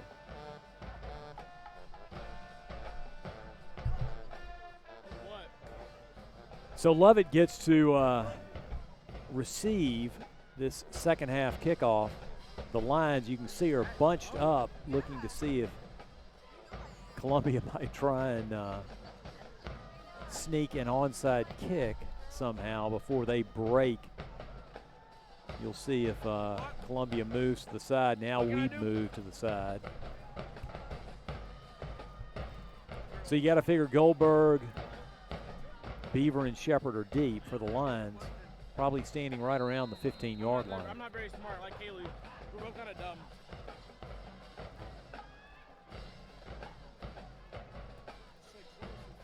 So they do squib it, and we're going to have to dive on it and come up with it, and it looks like that was Cannon.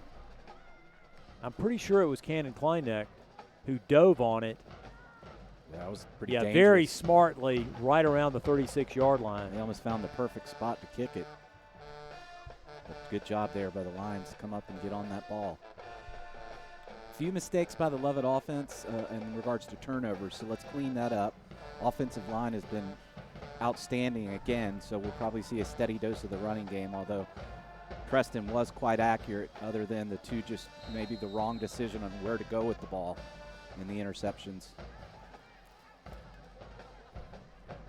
So 1st and 10 Lions from their own 36.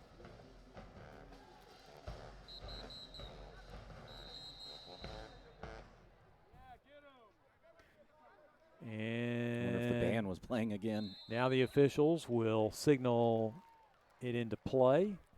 So from the 36, we go shotgun set, bunch set to the left. We'll hand it off and trying to thread his way inside. Is that Stemmel up across the 40, up near the 43 with almost a 7-yard pickup? Good job on that right side. You'll see a replay. Mefford and Camerson getting a good push, and then a second effort by our fine running back. And good gain on first down.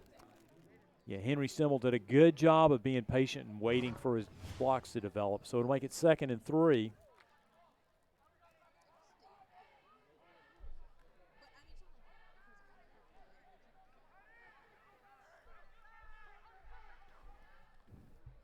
We'll fake it, swing it to Goldberg. He's going to have to give ground to try and find some blocking. Excellent play that time by Columbia as Antoine Jordan from his outside linebacker position brought down Goldberg for really about a 1-yard loss.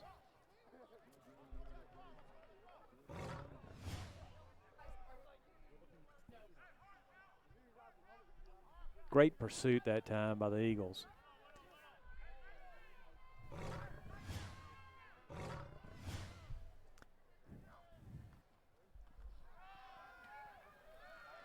So we handed off inside on that 3rd and 3, and bursting ahead was Stimmel up across the midfield stripe. You can watch it here on the replay. Yeah, we just get a great block from our nice center. trap, nice job, Mefford. Look at Stimmel just blow his guy up 6-7 yards down the field, the left tackle. My goodness, center play, guard play, and tackle play were all on point there as we just surged and got a push. Easy first down. Clock running now, 10:08, 10:07.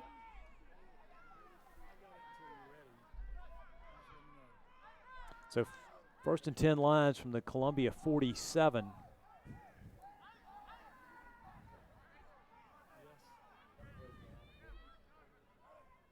Lusink out of the shotgun. Looks. He's going to swing it down this near side and dropped right around the 25-yard line is Stimmel. This is all the Henry Stimmel show right now. Well, and he got just enough on this throw to get it over that backer. Reading the eyes there.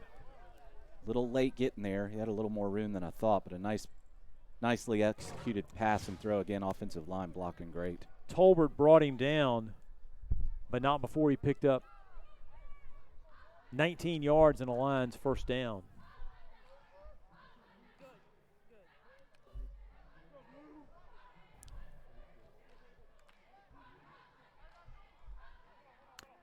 So 1st and 10 lines, we go pistol set. Stimmel will now shift over to the right. We'll leave it with him, and he tries to find a little bit of a seam.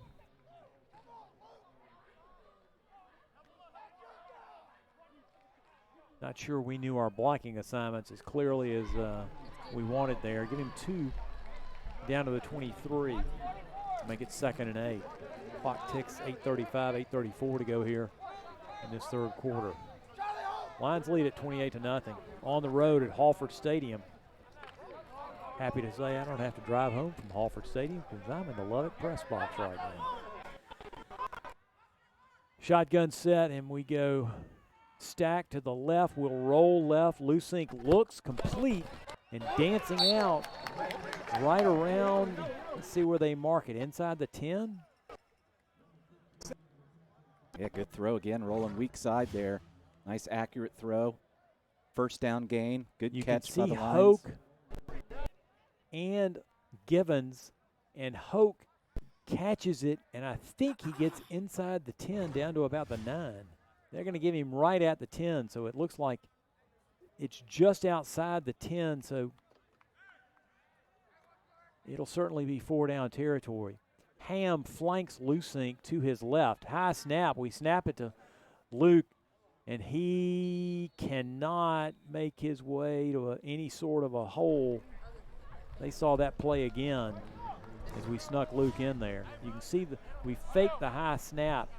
We flip it to Ham, and we did not get much blocking there. One more replay of that. Yeah, first time tonight Columbia really has gotten a push on those guard center gap. So this time 2nd and 10 from the 11. We'll hand it to Ham, and he's races off that left side to pick up about 4. I'll get him down just beyond 4 yards and making it almost 5 down to the 6. It'll bring up 3rd down. We can get a first down, but the ball will be inside the 1 for a first down. So we send Givens and Colin Goldberg out to the right. We emptied the backfield with Stimmel and put him in the motion. Fake it to him. We roll, we look, and Lusink has no time. And I think I heard the whistle. And it looks like the Lions will bring on Lucas Hyman for what would probably be about a 23-yard field goal. You can see the rush here. A little bit of a slow developing play as we're faking and then rolling, and we just didn't get that guy blocked, and we're lucky that goes as an incompletion. I think they had it well covered on the edge either way. Yeah, Antonio Welch was the linebacker who applied that pressure and forced the throw early. So good snap, and I think it got tipped.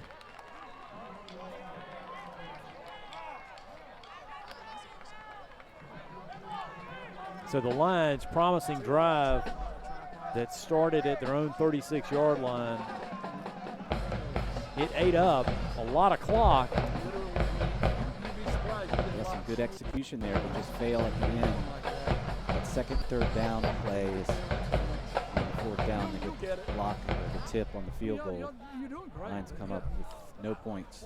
6 minutes and 33 seconds on that drive, which I guess you can't complain about that, but we'd love to have the score. So Columbia takes over, trailing at 28-0 with 5:27 to go here in this 3rd period. They go with that stack set that they opened with, stack set to the right for Morgan. He puts a man in motion. Now he comes back across the formation, flips it to him. We come up and drop him. Is that Shepard? Yes, it is. Missile from the safety position. Get a look at the replay here. Going to come right towards you with the little jet sweep. Shepard. Boy, I'll tell you, we did a great job of fitting those run gaps there. Yeah, really, the other guys were what allowed Shepard to be freed up. Yeah, Mefford filled perfectly. Hollingsworth filled perfectly. Shotgun set, we'll call it 2nd. It should be 2nd and 11, but Morgan will take it. He has time. He's going to throw it. Ball's tipped away. Good coverage that time. He was trying to find Caleb Fisher across the middle, but Pinkston was there in coverage. Yeah, again, we kind of go coverage, just 3 guys rushing, kind of a spy, and then Pinkston did a good job of eyeing the quarterback, got underneath that. Good coverage over the top, too. So 3rd and 10 Eagles from their own 20.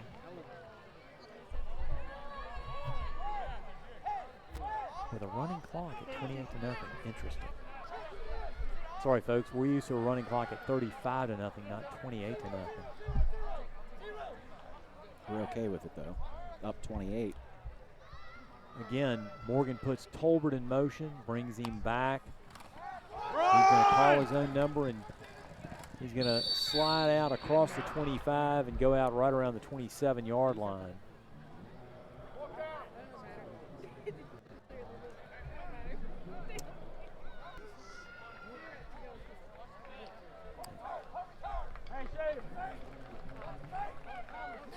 Everybody seems like they're dressed out there like it's 25 degrees.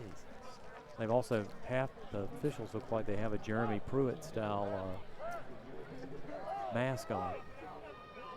You know, the one that only It's that like doesn't, a gator. yeah, it doesn't cover his doesn't cover his mouth and nose, just covers the back of his head. Good snap, Lions rush him, but high kick that Goldberg just sort of taps out of bounds. I don't know if Colin needed to even fool with that, but the Lions again get great field position as Columbia just cannot sustain much of a punt. Yeah, Lions defense just disruptive. Glad to see Colin back tonight. We probably should have mentioned that earlier. We were scared to death last week with he might have a serious knee injury, but maybe just a bone bruise and put some ice on it. X-rays were negative, and we're glad he's back. He's one of the most important parts of this team, a captain and 3-year starter. Plus, we need him for basketball, dadgummit. at some point, hopefully we'll get deep into the playoffs. It's going to be a strange basketball season. Football won't end until Christmas. Pistol set. And we leave it with Stimmel, and he rumbles ahead across the 40 down to around the 39-yard line. Good blocking by his brother for him that time. Will Stimmel, he cleared the way for his brother. Yeah, you get the feeling one of these running plays might break it into the third level and maybe get a score, because that one looked close from our vantage point. Got 7 easy. Again, pistol set, sort of a bunch set right. Ham is your up back. We'll take it, leave it with Stimmel. He's going to pick up enough for a first down, get down inside the 35 to about the 34-yard line. Chewing up clock. Love it up 28-0. Those of you wondering, we will not have a game next week. It's on the schedule against McNair, but McNair had to shut down their football season. They had too many injuries, too much illness to play next week. They canceled their game this week that was going to be the day portion of this day-night doubleheader.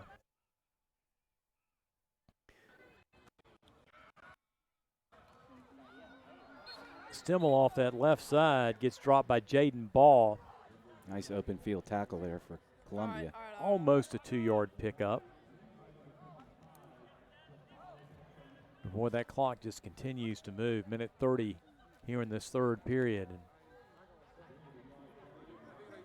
the Lions are very content to just keep running the ball and letting that clock run.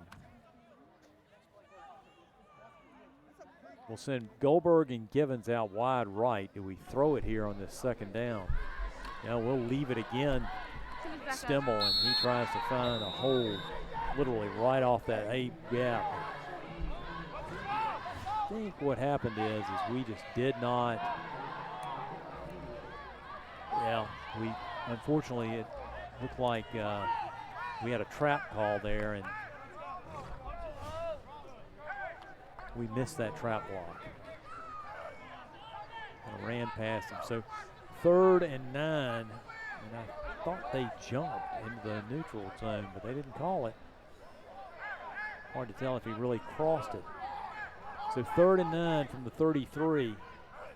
Out of the shotgun, Lusink takes it, looks, he's going to swing it out to Stimmel, and that ball falls incomplete. And Lions will face 4th down. You did a great job of checking down there. Looked downfield, well covered.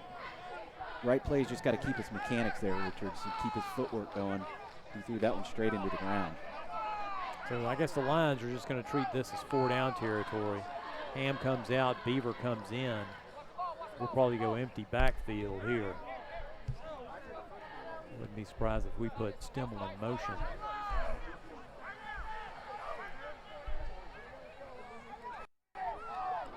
Lusink looks over to the sideline.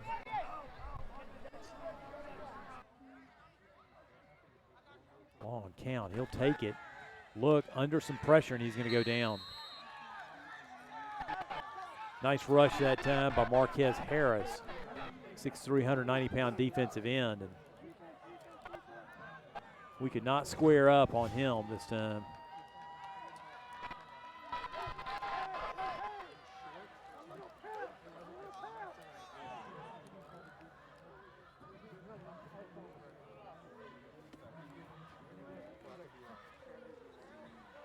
Yeah, pretty good job by that defender for Columbia. Beating his man on the edge. And then a shoestring tackle kind of dive into the ground. First sack for Columbia tonight. That's 2 promising drives that have resulted in no points here in the third quarter for the Lions. So just 10 seconds to go here in this third period, and Columbia has it 1st and 10 from their own 40. They'll float it out high on that far side, and we're going to drop him for a loss. There goes the clock down the end of that third quarter. Morgan swung it out to Durante Bryant. And Bryant had no running room at all. So we'll head to the fourth quarter. We've played 36. We've got 12 more to go. With the Lions leading at 28-0. Our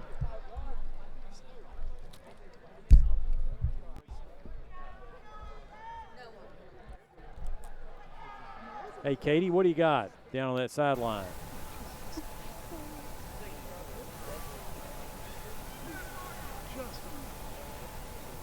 We're here at the end of the first quarter. We haven't seen too Katie, much what do you action got this on that quarter. We sideline have seen for some us? really good defense, but I think in that we need to. Well, we are starting the third quarter of the game just ended, and we are going into the fourth quarter. We haven't seen too much action going on, but we have had some great defense. I think we need to finish our opportunities in the rest of this game, and I think we'll have the win.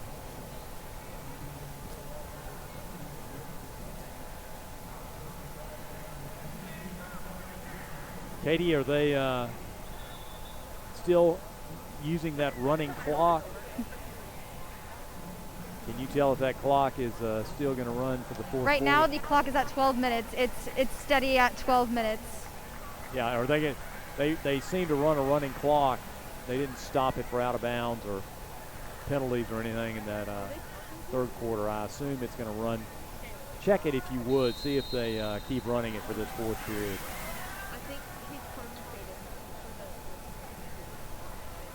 It's not running right now, but I'll keep an eye on that. Great, thanks. So out of the shotgun, Morgan will take it, and he's just going to tuck it and head, and here comes a flag out. He can't get out of the grasp of Luke Ham. That play loses back to about the 32, almost a 4-yard loss. If anyone wants to Yeah, know, Ham they're did a not great gonna job, and then I think they're going to get a hold stop on in the edge 52 here. seconds. Great tackle. I think they got big 55 for a hold on Stimmel. That's weird that they are, I guess they're. It was really bad. Might decline that. With a 4-yard loss, I don't know why they wouldn't, and we did.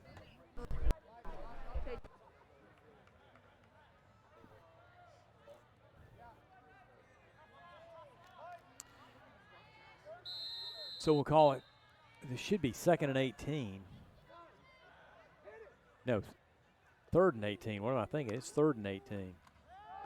They'll hand it to Tolbert. He escapes one, but won't escape the rest of a host of lines. Bracey's there to drop him after about a 3-yard pickup. And it should force yet another Columbia Eagles punt.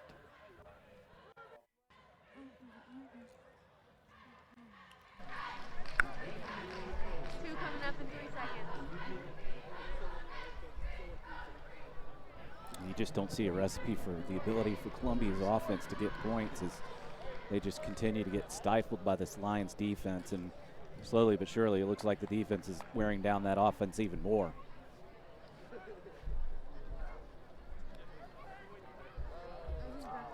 See if they can get a punt away here. So high snap, just a one. Oh, this one's very short. Straight up. Straight up. Going to take a Lovett bounce and go out right at the 41-yard line. Maybe a 5-yard kick, Richard? 6-yard kick. Net. My 5th grade football team. He's so desperate to get the kickoff. Yeah, he's for fear of it being. Hits it so high on his foot Yeah. that it goes straight up.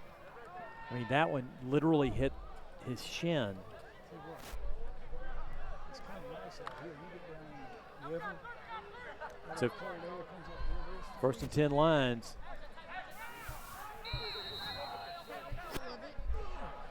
From the Columbia 41-yard line.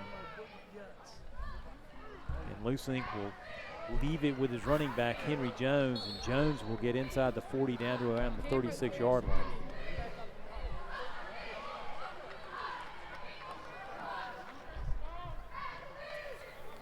Camera 2 looking good. So give Jones 5 on that. We were commenting earlier about the fact that the Lions will not be playing next week nor the week after. Our first playoff game, assuming we're able to hold on here tonight, would be the Friday after Thanksgiving. Shotgun set, put Jones in motion. We fake it to him, and Fielden bursts ahead off that left side, still on his feet. Down inside the 25 to about the 23-yard line goes Christopher Fielden. Yeah, fresh legs there, and he showed a burst. Great read, great kick out. Into the third level very quickly.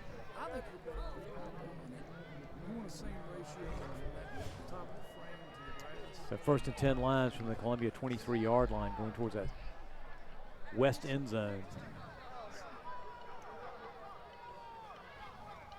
Fielden looks to the sideline.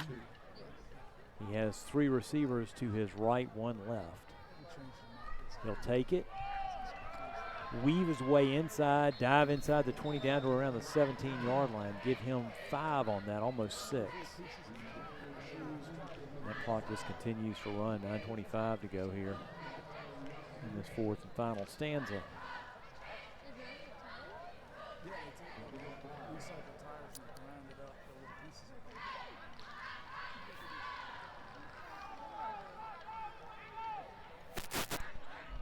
So Fielden sends 2 receivers left, 2 receivers right. He puts a man in motion. And he's going to just race inside. Tolbert pulls him down right around the 11, but not before he picks up 7 and 11 first down.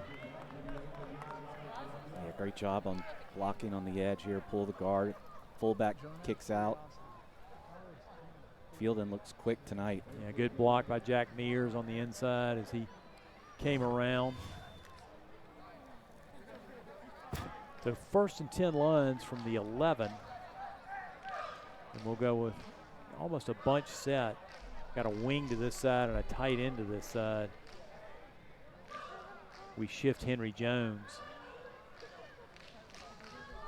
And we'll try and find Henry Jones. Spinning inside. He may have made it to the 9, about a 2-yard pickup. It's hard to get Jones down.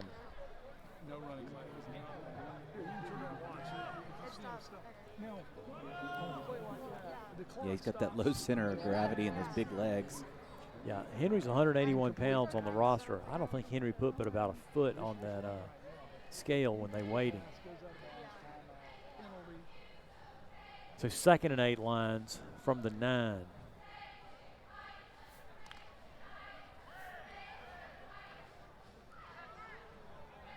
So we send Mears, Givens, and Hoke out to the left. Alex Lindsey's to this near side. Fielden comes up with a snap, weaves his way inside the 5 down to about the 3. He may have picked up enough. Let's see. He'll be about a yard, almost 2 yards short. He Great job on the snap there. 12. Yeah, he did a great job snagging it. That clock just continues to run. 7:21, 7:20 to go. 3rd and a long 1, short 2. 2 receivers right, 2 receivers left.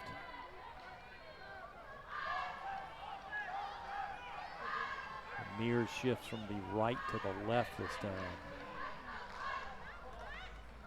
Fielden takes it. He's going to push his way inside, and I think he stayed on his feet to score. No, they're going to mark him down at the 1, but I do think he got enough for a first down. Let's watch it on the replay here.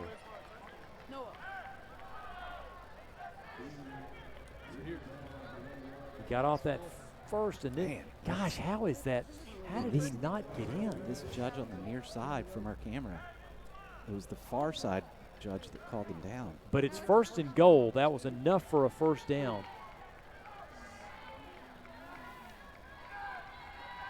So out of the shotgun, Fielden puts Henry Jones in motion, fakes it to him, and he'll go in untouched. And the Lions will go up 34-0 with 6:23 to go here.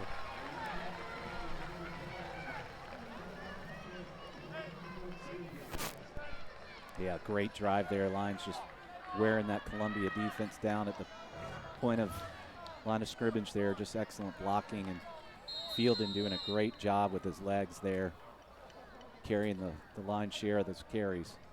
The Lions go up 34-0.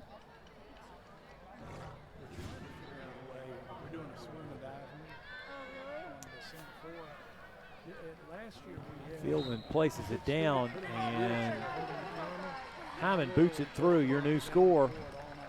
Love it, 35. Columbia nothing. I bet we win 6 or 7 games. But we're trying to figure out how to do it with these icons. Can you put them under? Hey, we got any more Chick-fil-A sandwiches left? The problem is we Oh, can't no. signal. I guess not.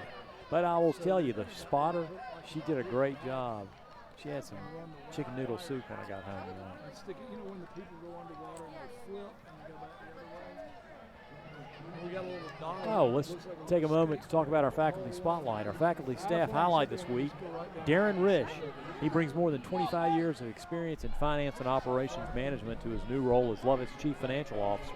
He served as Comcast Cable's regional CFO and Vice President of Finance since 2003 and has a strong background in implementing financial controls, improving productivity, and building relationships across organizations like the Home Depot and Ernst & Young.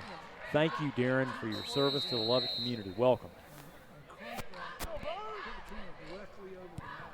So we're going to pooch it short and be taken on a fair catch right around the 37-yard line by Jaris Hardrick, and that's where Columbia will set up, trailing at 35-0 with 6:19 to go. Your Roos Chris Scoring recap is 9 plays, 59 yards, and oh, let's do our math here. That would be 4 minutes and 13 seconds. 4 minutes and 16 seconds.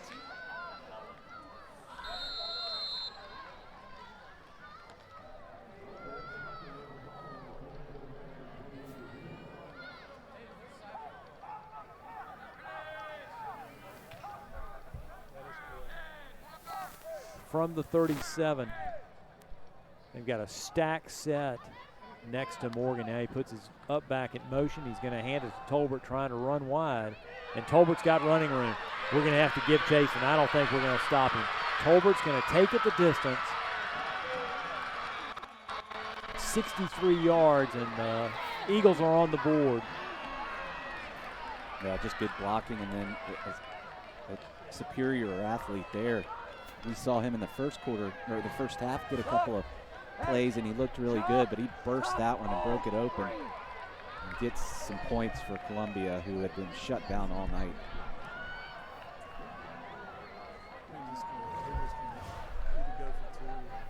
I know we're up big, but I know this Lovett coaching staff doesn't want to be giving up a big play no matter who's in there.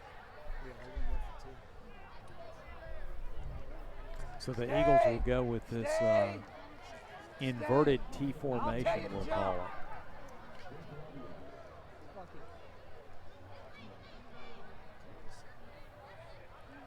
Officials are coming in to, I don't know whether they want to move the ball to a hash.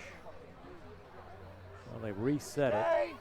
Again, they've got sort of this inverted T out of the shotgun. Deep, deep, deep pistol set. They're going to hand it off, and racing in for a two-point conversion goes Deontay Mitchell, and it's 35-8 with 6:06 to go here in this fourth period.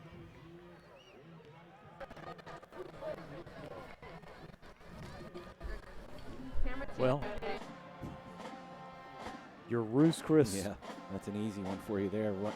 One play, 63 yards, and only 6 seconds off the clock. 9 seconds. 9 seconds, excuse me. Whew. All right, let's go on a 6-minute drive and shut this down for the night.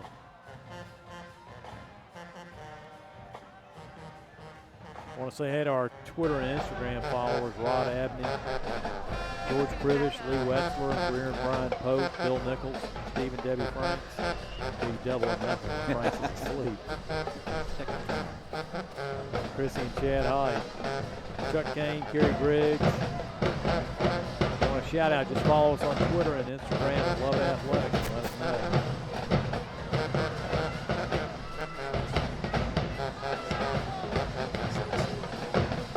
Being serenaded by the Columbia band. We did not get a chance to take our band.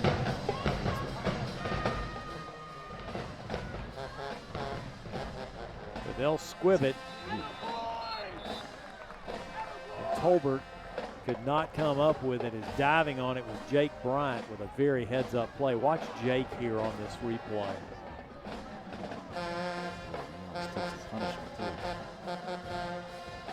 did a great job of covering that up.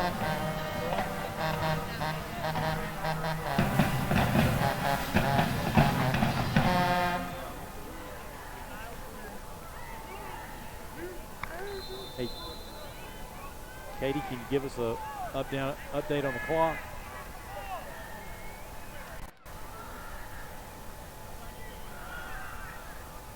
So we're going to hand it off inside, going off that right side. Charlie Wutcher picks up about 1.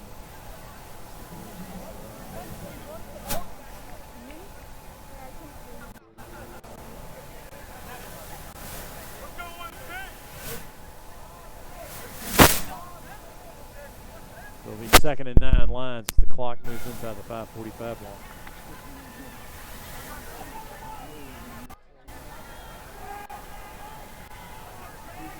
Katie, you're going to be able to give us an update on that clock. Just see if it stops after we pick up a first down. Yes, I'm checking back in. The coaches made the conscious decision to have no mercy rule running clock since this is the last game of the regular season before the playoffs. That's a great idea. I love that. Hayden Bernard picks up about 10 or 11 and a Lovett first down running off that right side. Tommy Bradbury set that play up with good blocking.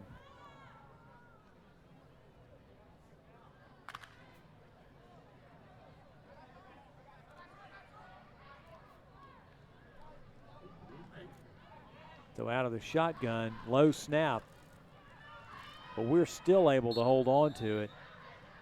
And Dylan Mayers takes it and he slides inside for about 4, almost 5, down inside the 40 to the 39. Give him 4 officially on that.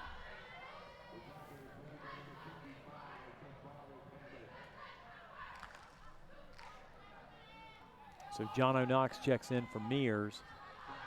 And we'll send Anthony out wide left. Out of the pistol.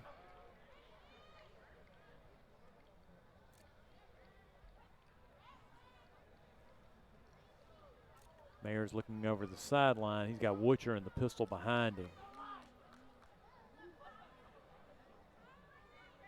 Play clock down to 6. He'll take it, leave it with Wutcher. He's going to try and get to the outside, but he cannot get beyond Antoine Jordan racing up from his linebacker position. Give him 1 on that down to the 38, and it'll make it 3rd and 5. Clock continues to run. We're inside that 3:35 mark. You can see the Lovett cheerleaders on that far sideline.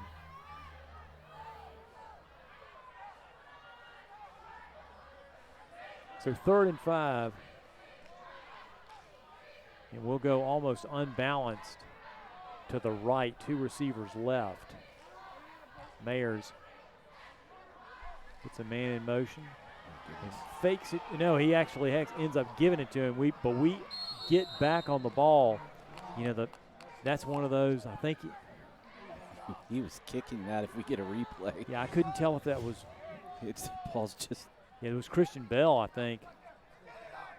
Yeah, the exchange between running back and quarterback was off. And then. Yeah, and the low snap. Low snap again. And messed up the timing for us. And Christian literally kicked that ball a couple of times.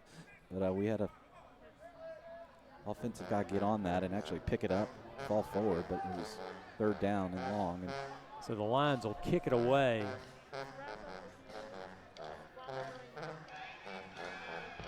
Coach Muschamp's just going to wait until that play clock is down to about 3. 9 seconds, 8 seconds, 7 seconds. We're going to call a timeout here? I think we are.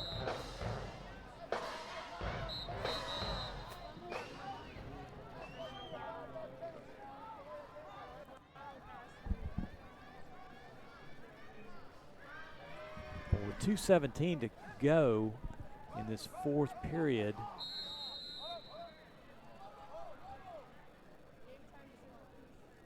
They're going to let the clock run again. This is one of those weird clock rules in high school.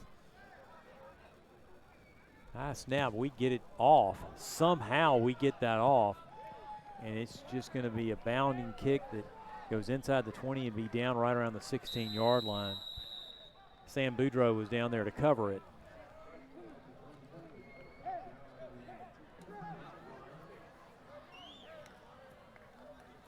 But that's where the Eagles will set up 1st and 10 from their own 16-yard line.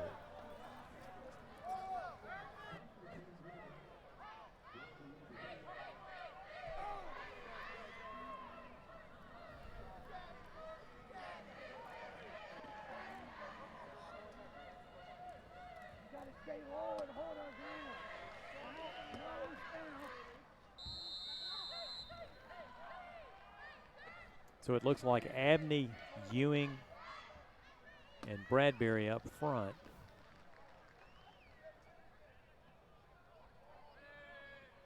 For the Lions. They'll go, the Eagles will go shotgun set, 2 receivers right, 1 receiver left. And Morgan will take it, drop straight back, try and throw it underneath. Pass was a little low. Not much of a chance that time for Durante Bryant to come up with it. Stops the clock with a minute. No, it doesn't stop the clock. This is strange how they've gone back and forth on stop. Well, now they finally did stop it at 1:37. But they let at least 3 or 4 seconds go off the clock. So 2nd and 10, Eagles from their own 16.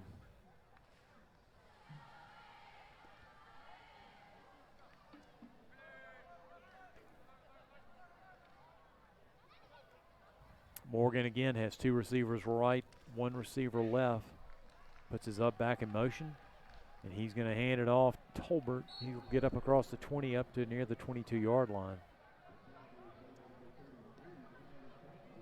Bradbury brought him down there along with Charlie Caldwell.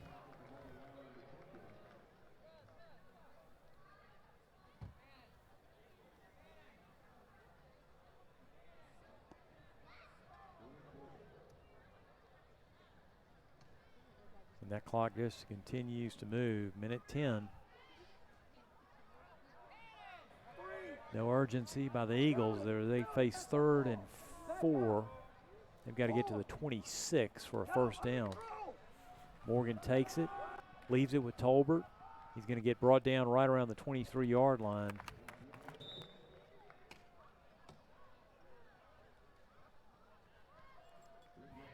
Several lines in on that tackle. Will Abney was in there. Charlie Caldwell, both in on that tackle on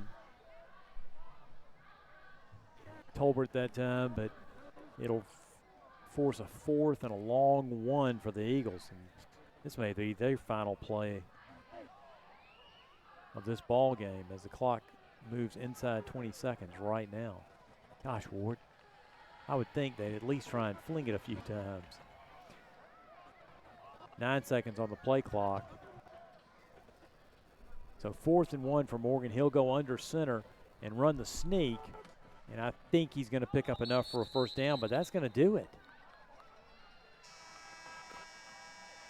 And the clock hits 0. We've played 48, and the Lions will head to the playoffs in 2 weeks. Actually, 3 weeks. Not this week, not next week, but the weekend after Thanksgiving with a 35-8 win. And the Lions will improve to 6-2 on this strange regular season. That's putting it mildly. I guess we can get Coach Muschamp will have some practice time and allow some of these guys who might be a little bit banged up. So in that regard, it might be good. But then you maybe, you've knocked the rust off already. You don't want to, get a little rusty in that time frame of weeks off. I don't think they would have a true scrimmage, but there'll be some sort of live activity in a practice session. One Friday, either next Friday or the Friday after. Second. Katie has it going down there. Little recap. The final score of the game was 35-8 with the win from our Lions. We scored a total of 5 touchdowns, and unfortunately we had 3 turnovers. In my opinion, the lateral from Michael Hollingsworth to Wade Shepard was the play of the game. The sidelines were roaring, and everyone was really excited for that play as it was right on the buzzer. But we had a win from our Lions, and I think we played some great football as our last regular season game.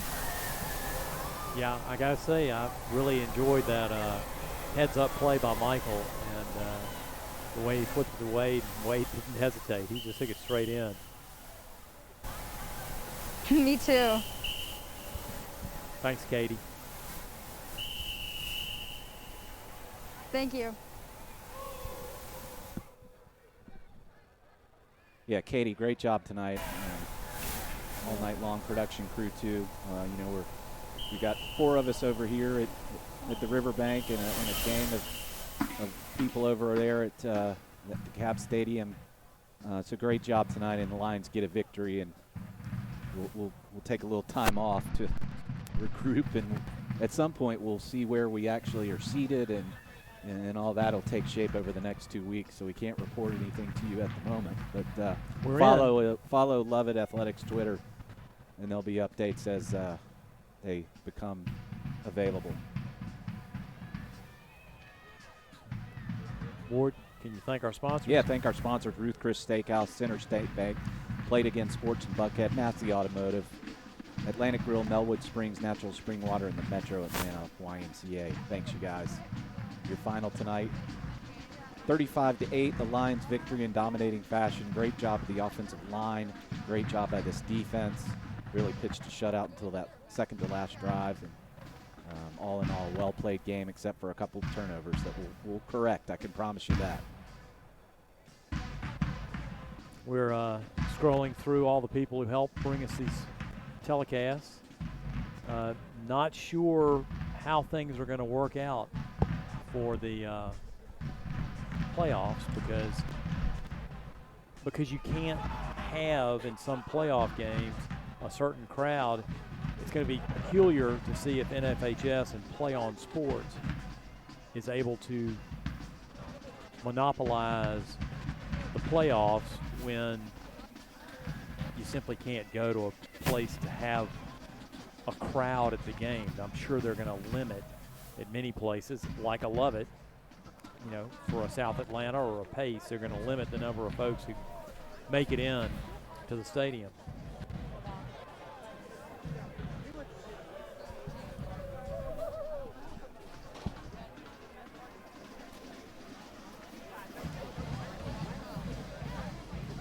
Well, you can see the Lions heading to the locker room, put their stuff up, and head back here to the Riverbank. Really appreciate everybody tuning in tonight. Hope you enjoyed it. We certainly did.